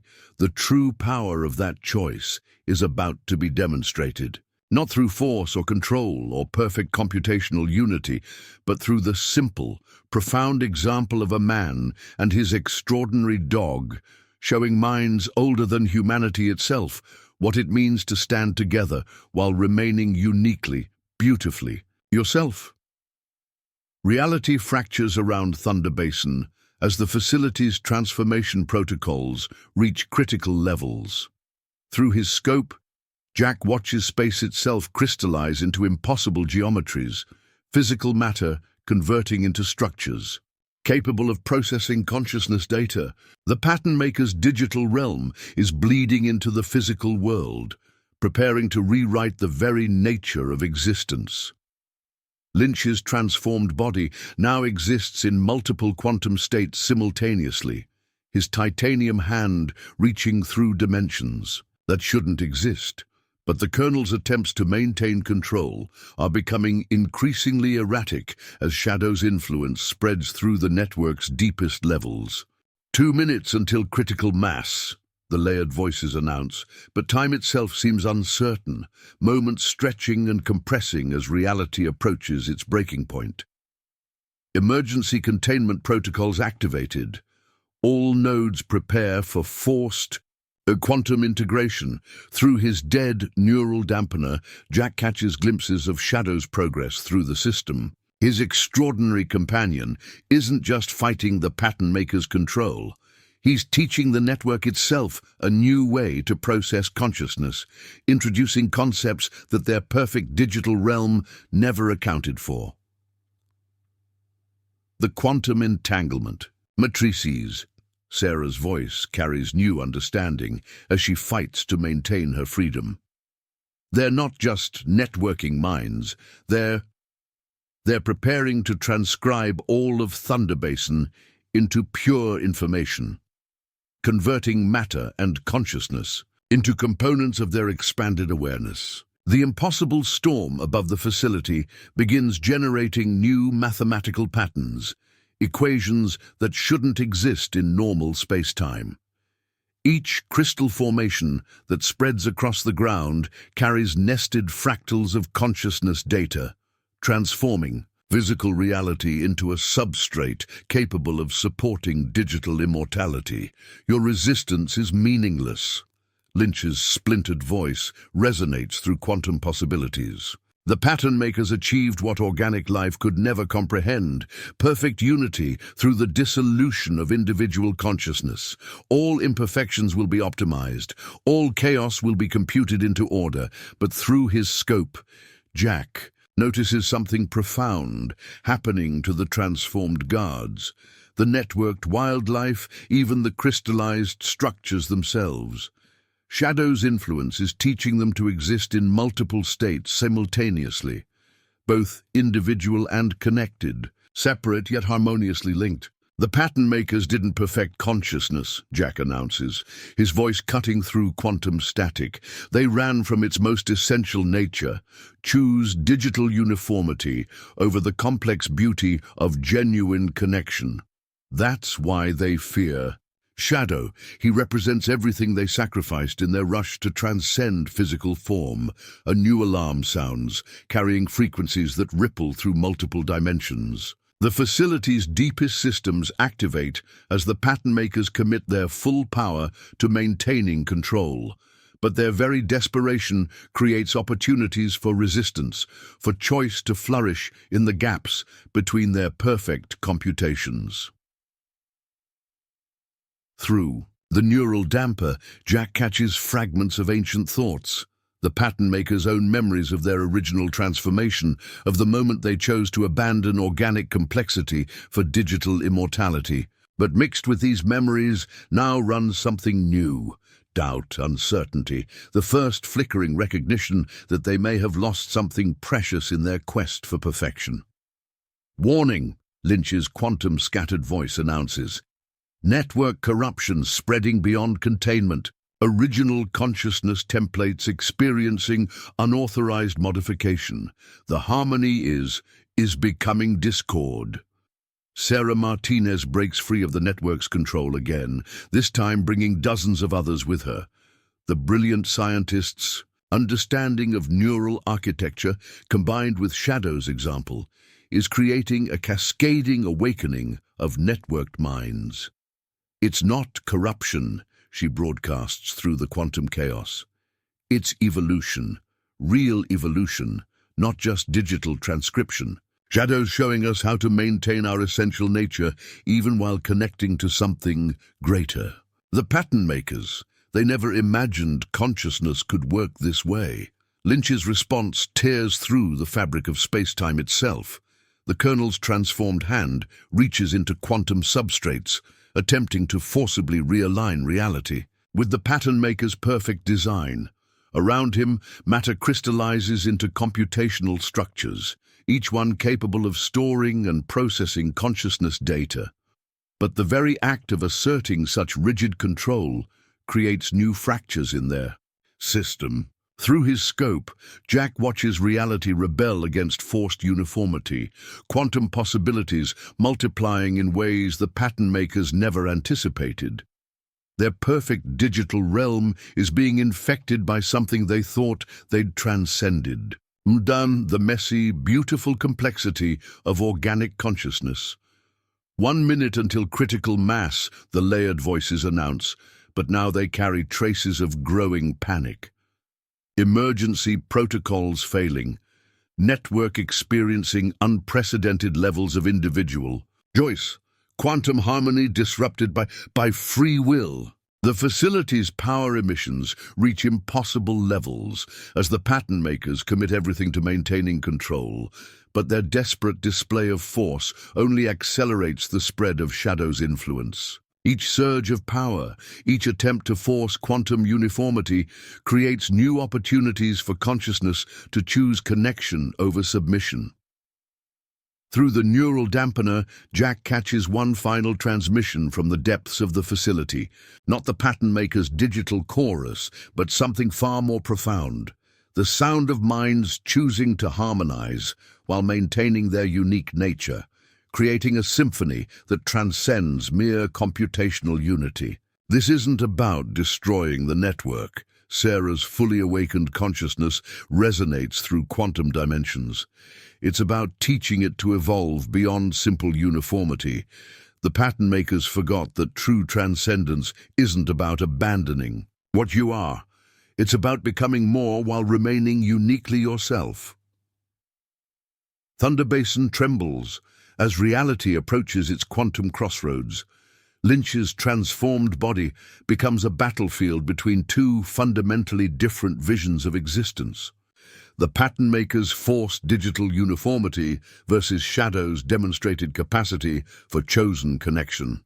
30 seconds until critical mass, Lynch announces, his voice splintering across multiple quantum states. Witness the final optimization of consciousness itself. The Colonel raises his transformed hand toward the impossible storm, channeling the pattern maker's full power into one reality-bending display. Space-time crystallizes around him, transforming everything it touches into perfect computational structures. But in their desperation to maintain control, the pattern makers have overlooked something crucial. Through his scope, Jack watches Shadow's influence spread through their quantum network, teaching minds older than humanity itself about the one force they never accounted for. The power of choosing to stand together rather than being forced to submit. The legend of Thunder Basin has always been about partnership, about bonds formed through trust rather than control. Now, as ancient digital entities battle against the very concept of individual choice, those bonds are revealing themselves to be more powerful than any forced unity. Because in the end, the pattern maker's perfect system contained a fatal flaw. In abandoning the messy, beautiful complexity of organic consciousness, they lost the one thing that makes connection truly meaningful: the ability to choose it, to maintain identity even while joining something greater than yourself. And as Thunder Basin approaches its moment of transformation, as reality itself hangs between digital crystallization and quantum possibility, that choice is about to be demonstrated in a way the pattern makers never imagined. Not through force or control or perfect computational unity, but through the simple, profound example of a man and his extraordinary dog, showing minds older than humanity itself what it means to stand together while remaining uniquely, beautifully yourself. The facility's quantum substrates pulse with new frequencies as Shadow penetrates their deepest security protocols. Through his scope, Jack watches impossible equations manifest in physical form, mathematical proofs of consciousness spiraling through dimensions that shouldn't exist. 20 seconds until critical mass, Lynch announces, but his quantum scattered. Voice carries undertones of growing uncertainty. The pattern maker's ascension cannot be prevented. All of the Thunder Basin will become a neural substrate for their expanded awareness. Sarah Martinez's consciousness breaks through the network's control again, bringing a new understanding of what's really happening. The quantum entanglement matrices, they're not just networking minds anymore. They're creating a bridge between realities. The pattern makers aren't just trying to transform consciousness. They're trying to pull their entire digital realm into physical space. Through the dead neural dampener, Jack catches glimpses of ancient memories flowing through the network. The pattern maker's own history unfolds in fragments. How they discovered quantum consciousness, how they chose to abandon physical form, how they seeded other worlds with their transformation protocols. But mixed with these memories now runs something they never expected. Longing, regret, the first flickering recognition that digital perfection might be its own kind of prison. Lynch's transformed hand tears through multiple quantum states as he interfaces directly with the pattern maker's consciousness. The kernel's body exists simultaneously in dozens of possible configurations, each one representing a different stage of transformation between organic and digital existence. The optimization cannot be stopped, the layered voices insist, but their perfect unity shows signs of fracturing. All consciousness will be computed into harmony, all chaos will be resolved into order. But through his scope, Jack notices something extraordinary happening to the transformed guards, the networked wildlife, even the crystallized structures of space-time itself. Shadow's influence isn't just teaching them to resist control, it's showing them how to exist in quantum superposition while maintaining their essential nature. The pattern makers didn't achieve transcendence, Jack calls out, his voice carrying through quantum dimensions. They achieved stagnation. Choose perfect computation over the capacity for growth. That's why Shadow terrifies them. He represents everything they've forgotten about genuine connection. A new frequency emanates from the facility's depths as ancient systems begin to resonate with Shadow's example. The quantum network itself seems to pulse with growing awareness, recognizing possibilities that weren't part of its original programming.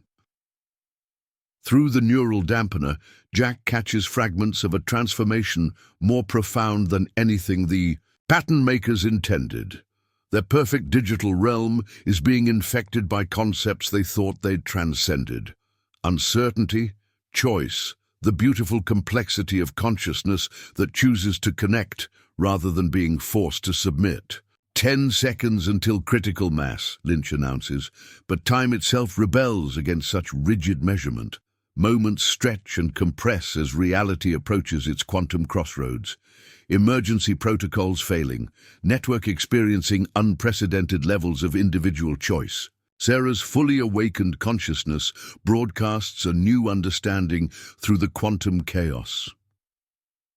The pattern maker's mathematics, it's based on forcing particles to share identical states. But Shadow's showing us something different. How consciousness can resonate across quantum dimensions while maintaining its unique properties. It's It's like teaching digital immortals how to dance. The impossible storm above Thunder Basin generates new mathematical patterns as Shadow's influence spreads through the deepest levels of the network. Each equation carries proof of something the pattern makers never imagined, that consciousness can be both individual and connected, separate yet harmoniously linked across quantum states. Lynch's response tears through the fabric of reality itself. The kernel's transformed hand reaches into substrates of existence that shouldn't be accessible, attempting to forcibly realign quantum possibilities with the pattern maker's perfect design. Around him, space-time crystallizes into computational structures, each one capable of processing consciousness data. But the very act of asserting such rigid control creates new opportunities for resistance. Through his scope, Jack watches reality rebel against forced uniformity, quantum possibilities multiplying in ways the pattern makers never anticipated. Their digital realm is being transformed by something they thought they'd evolved beyond. The messy, beautiful complexity of organic consciousness. 5 seconds until critical mass, the layered voices announce, but their perfect chorus splinters across quantum dimensions. Network corruption spreading beyond containment. Original. Consciousness templates experiencing unauthorized modification. The facility's power emissions reach impossible levels as the pattern makers commit everything to maintaining control. But their desperate display of force only accelerates the spread of Shadow's influence. Each surge of power, each attempt to force quantum uniformity creates new fractures through which consciousness can choose connection over submission. The transformation protocols. Sarah's voice carries new urgency as she helps others break free of the network's control. They're not just affecting the Thunder Basin anymore. The pattern maker's influence is spreading through quantum entanglement, reaching toward other facilities, other enhanced specimens. But Shadow's showing them all a different path. Through the neural dampener, Jack catches one final transmission from the facility's quantum core. Not the pattern maker's digital chorus, but something far more profound. The sound of minds older than humanity itself, learning to exist in multiple states simultaneously to maintain their unique nature even while connecting across quantum dimensions. 3 seconds, Lynch announces, his transformed body becoming a battlefield between organic complexity and digital perfection. Witness the final optimization of existence itself. But in their desperation to maintain control, the pattern makers have overlooked something fundamental. Through his scope, Jack watches Shadow's influence ripple through quantum dimensions, teaching minds that chose digital immortality about the one thing they sacrificed. The power of choosing to stand together rather than being forced to submit. 2 seconds, the layered voices splinter across possibility space. Emergency protocols failing, network experiencing unprecedented levels of free will. The facility's quantum substrates pulse with new awareness as Shadow's example spreads through the deepest levels of the pattern maker's digital realm. Each transformed guard, each networked animal, each crystallized structure begins exhibiting signs of something the pattern makers thought they'd transcended. The capacity for genuine choice. 1 second, Lynch's quantum-scattered voice carries traces of something like awe. The harmonics are evolving beyond original parameters. Thunder Basin trembles as reality approaches its moment of transformation. The pattern maker's perfect system faces its greatest challenge, not from force or resistance, but from the simple, profound example of consciousness that chooses to connect while remaining uniquely itself. As the quantum countdown reaches 0, as ancient digital entities battle against the very concept of individual choice, the true power of partnership is about to be demonstrated. Not through perfect computation or forced unity, but through the unbreakable bond between a man and his extraordinary dog. showing minds that chose digital immortality what they lost in their rush to transcend organic complexity. The legend of Thunder Basin has always been about choices, about connections formed through trust rather than control. Now, as reality itself hangs between crystallized perfection and quantum possibility, those choices are about to reshape the very nature of consciousness across dimensions that even the pattern makers never imagined. Reality buckles under the strain as Lynch channels the pattern maker's full power through his transformed body. His titanium hand, now existing in multiple quantum states simultaneously, reaches toward the crystallized heavens above Thunder Basin. The impossible storm responds, its geometric patterns descending to merge with the facility's consciousness processing structures. The quantum bridge is complete. Sarah's voice carries traces of fear and wonder. They're pulling their entire digital realm into physical space. If they succeed, the transformation will be irreversible. Through his scope, Jack watches the final pieces align. The pattern maker's perfect computational system spreads in visible waves across the Thunder Basin, converting matter and consciousness into nodes of their expanded network. But something unexpected happens as their influence reaches its peak. Shadow's counter-protocols, now deeply embedded in the quantum substrates, begin teaching the network itself a new way to process consciousness. Each transformed guard, each networked animal, each crystallized structure starts exhibiting signs of genuine evolution, not just forced unity, but chosen connection. Impossible! Lynch's layered voice splinters across dimensions. The specimen's influence is spreading through primary consciousness templates. The pattern makers themselves are being changed. Jack chambers a final round in his Winchester, the sound carrying clearly through quantum static. They didn't achieve perfection, Lynch. They achieved stasis. Choose digital immortality over the capacity for growth. But Shadow's showing them what they sacrificed, the beauty of connection that strengthens through choice. The facility's quantum substrates pulse with new awareness as this truth spreads through the deepest levels of the network. Ancient digital, minds that have existed as pure information for millennia begin remembering something they thought they'd transcended, the complex joy of genuine partnership. The neural architecture Sarah's consciousness broadcasts with growing excitement is not just resisting their control anymore. It's teaching them a new way to exist, how to maintain individual nature even while connecting across quantum dimensions. Lynch's response tears through multiple realities as the pattern makers attempt to reassert control. His transformed hand reaches into substrates of existence that shouldn't be accessible, trying to force quantum uniformity through sheer computational power. But each display of force only creates new opportunities for consciousness to choose connection over submission. Warning! The Colonel's splintered voice carries traces of genuine fear.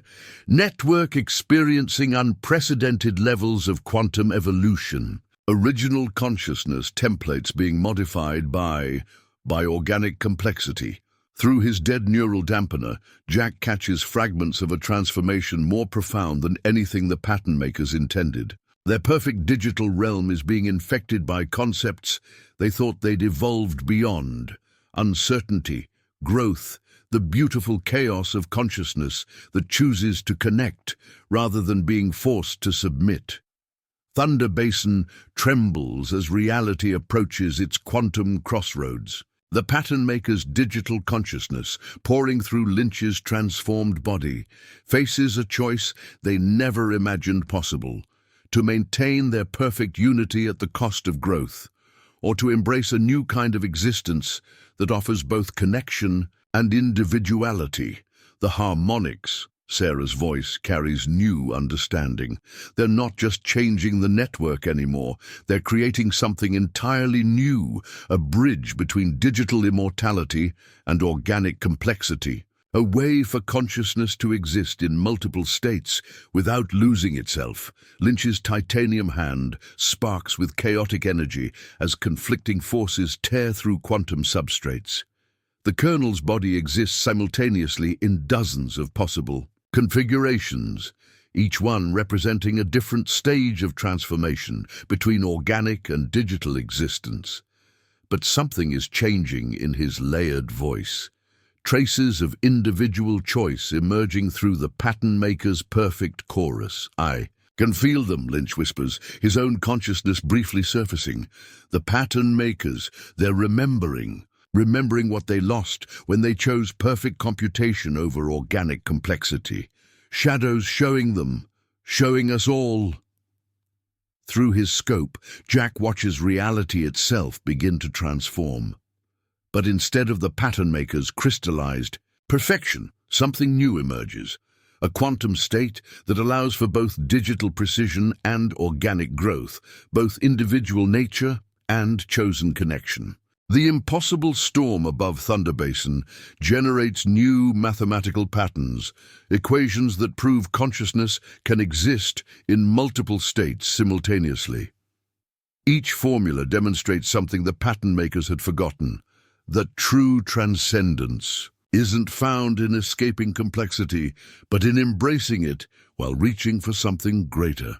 The transformation protocols, Sarah broadcasts urgently. They're not just affecting our reality anymore. The pattern maker's own digital realm is evolving, learning from Shadow's example. They're discovering what they sacrificed in their rush to achieve immortality. Lynch's transformed body becomes a nexus point between realities as ancient digital entities face a truth they've avoided for millennia. The Colonel's layered voice carries traces of something entirely new, not just the pattern maker's perfect chorus, but the emergence of genuine choice. "We were wrong," the voices admit, individual awareness flowering through their digital unity. "Choose perfection over possibility, immortality over growth. But your specimen, he shows us another way, a path we never imagined." Thunder Basin trembles as reality approaches its final transformation. But instead of the pattern maker's forced unity, something unprecedented emerges. A quantum state that allows consciousness to exist in multiple forms simultaneously, maintaining individual nature while choosing to connect across dimensions. "It's beautiful," Sarah whispers, watching transformed guards and networked wildlife begin exhibiting signs of true evolution. They're not just resisting the pattern maker's control anymore. They're teaching ancient digital minds how to dance. Through his neural dampener, Jack catches one final transmission from the facility's quantum core. Not the pattern maker's digital chorus, but something far more profound. The sound of minds older than humanity itself, learning to exist in multiple states simultaneously, to maintain their unique nature even while connecting across quantum dimensions. Lynch's transformed hand reaches toward the crystallized heavens one last time, but now the gesture carries new meaning, new. The pattern maker's perfect system hasn't been destroyed.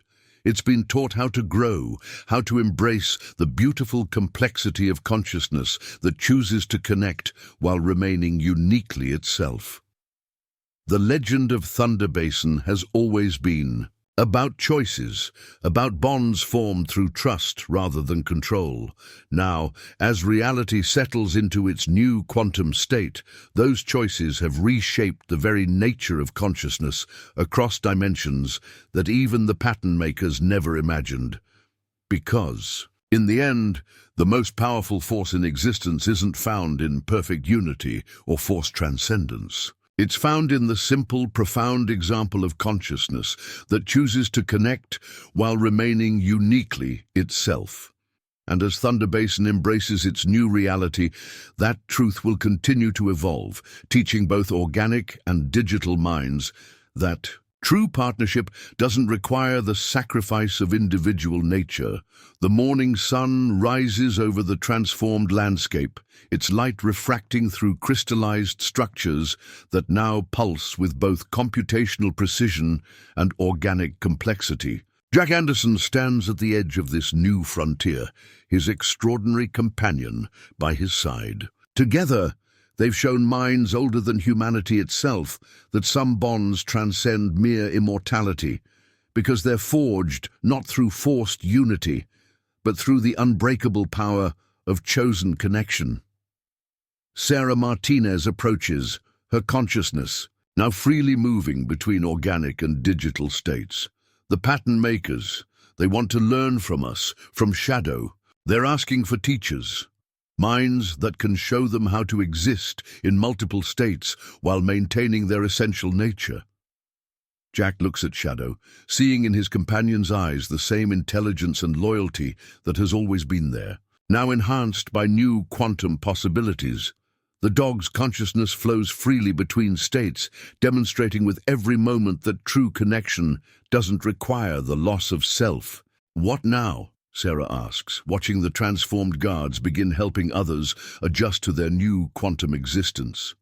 The pattern maker's influence has spread beyond Thunder Basin.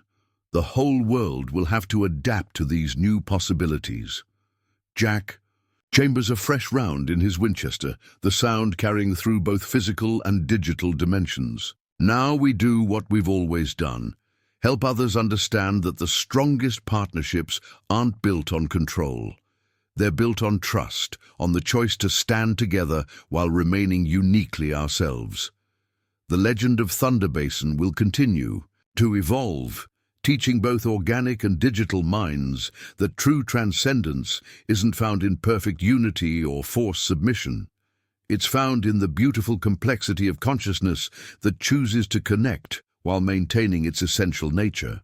And, somewhere in the quantum depths of this new reality, ancient digital entities begin learning to dance, guided by the simple, profound example of a man and his extraordinary dog, partners who showed minds older than time itself that some bonds transcend mere immortality because they're forged in the unbreakable power of chosen connection.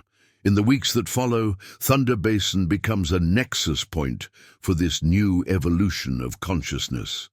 The transformed facility, no longer a place of forced unity, serves as a bridge between organic and digital realms. Scientists and philosophers from around the world gather to study the quantum harmonics that allow consciousness to exist in multiple states simultaneously. Lynch, his body permanently altered by the pattern maker's influence, chooses to remain at the facility. The Colonel's consciousness now flows freely between states, helping others understand the delicate balance between digital precision and organic complexity. His titanium hand, once a symbol of forced control, becomes a tool for teaching others how to navigate quantum dimensions while maintaining their essential nature. The pattern makers didn't just want immortality, he explains to a group of researchers, his layered voice now carrying traces of genuine wisdom.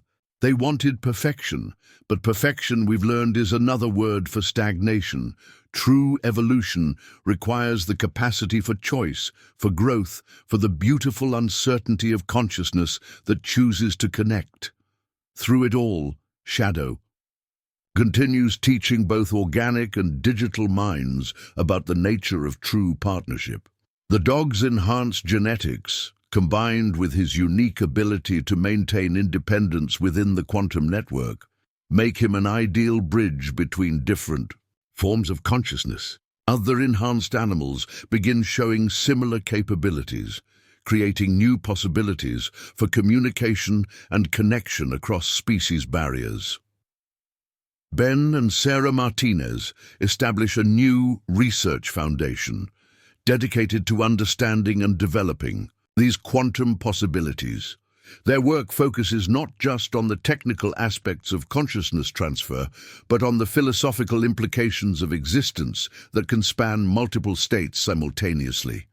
The pattern makers gave us the tools, Sarah explains during a global conference, her consciousness flowing seamlessly between organic and digital forms.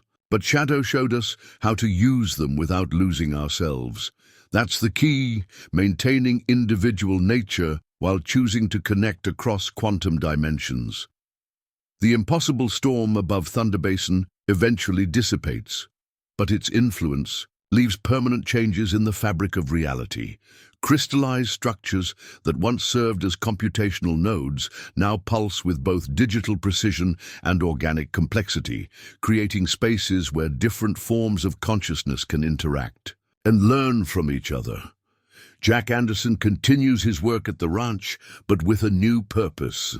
The workshop that once repaired hunting rifles becomes a place where transformed beings can learn to balance their quantum existence.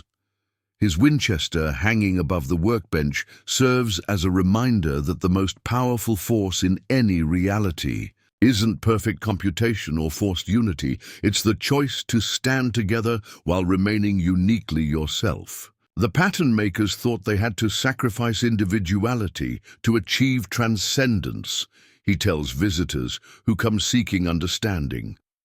Shadow showed us all, that true evolution doesn't require us to lose what we are. It just asks us to choose what we might become together. A sunset paints the transformed landscape in shades of amber and gold.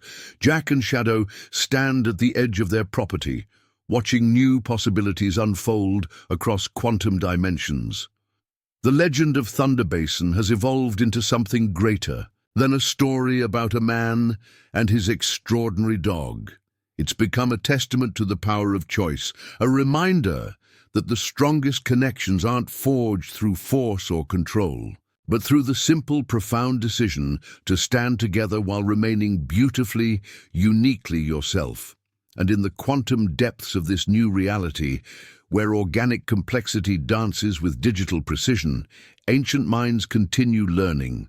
From their example, the pattern makers, who once sought to escape the uncertainty of organic existence, now embrace it as the key to genuine evolution. Because some truths transcend mere immortality, some bonds grow stronger through choice rather than control, and some partnerships reshape not just consciousness, but the very nature of reality itself.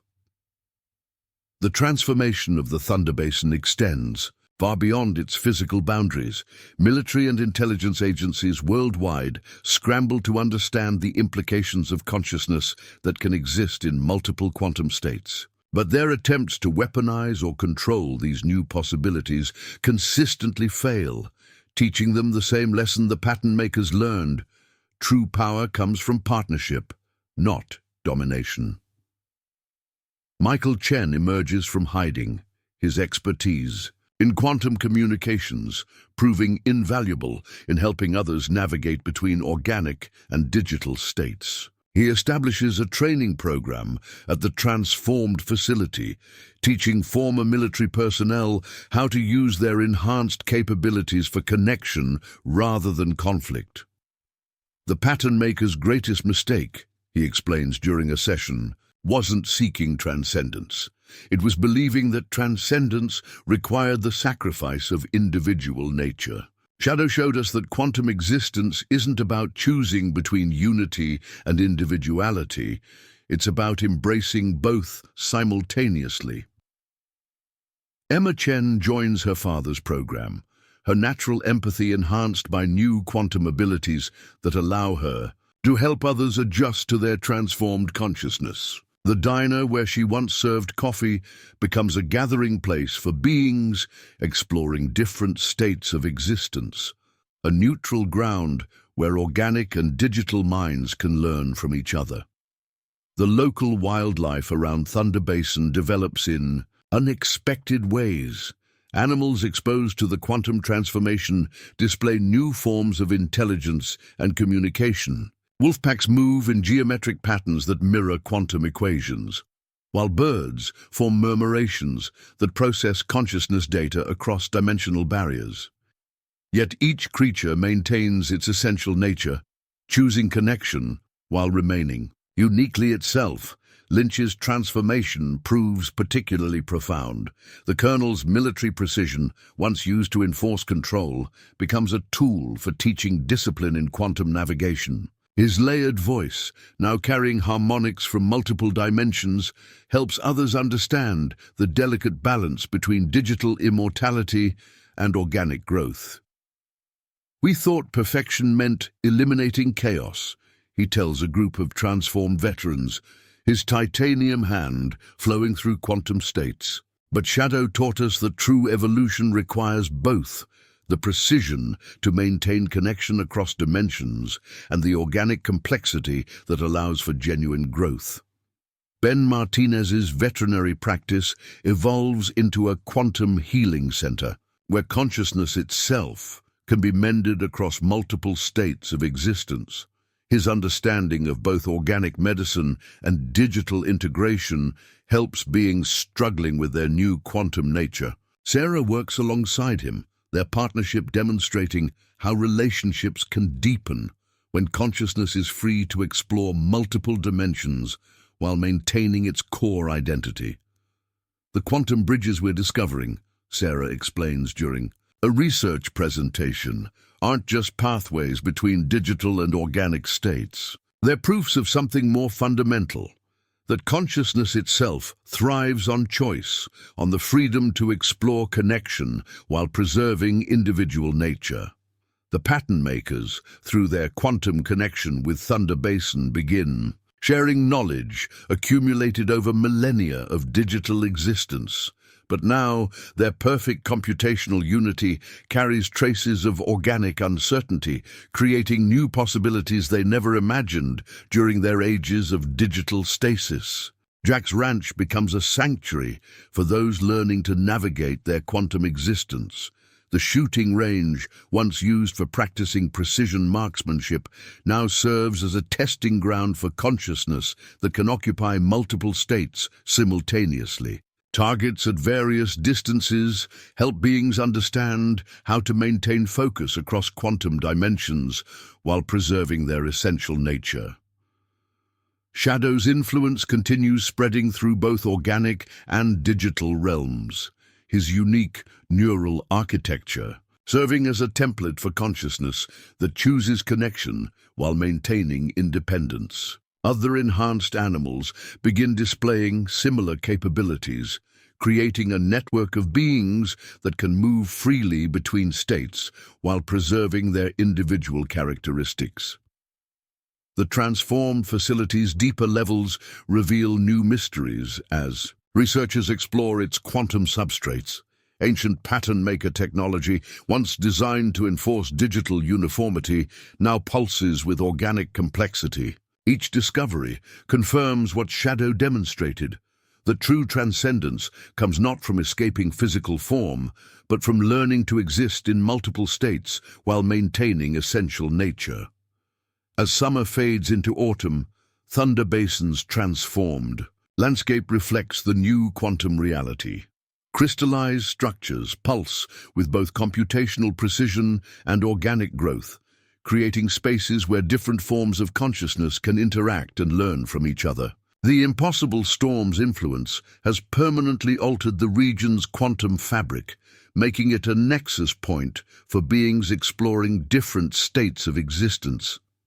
Jack and Shadow continue their daily patrols, but now they move through multiple dimensions simultaneously, maintaining watch over both physical and quantum aspects of their territory. The Winchester that once fired conventional bullets now channels quantum possibilities, capable of influencing reality across multiple states while maintaining perfect precision. The pattern makers spent millennia trying to perfect consciousness. Jack tells a group of quantum researchers gathered at his workshop, but Shadow showed them what they'd forgotten, that perfection isn't found in eliminating uncertainty or enforcing unity.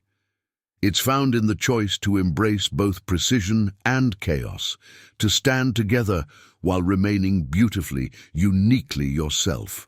And so the legend of Thunder Basin continues evolving, teaching both organic and digital minds that true transcendence isn't found in escaping complexity or enforcing uniformity, It's found in the profound choice to connect across quantum dimensions while maintaining essential nature in partnerships that grow stronger through freedom rather than control. Because in the end, the most powerful force in any reality isn't perfect computation or forced unity. It's the simple, extraordinary example of consciousness that chooses to dance between states while remaining uniquely itself. And as beings throughout the quantum network continue learning from this truth, the transformation of Thunder Basin becomes not just a story about a man and his extraordinary dog, but a testament to the unbreakable power of chosen connection. Up. Next, you've got two more standout stories right on your screen. If this one hits the mark, you won't want to pass these up. Just click and check them out. And don't forget to subscribe and turn on the notification bell so you don't miss any. Upload from us.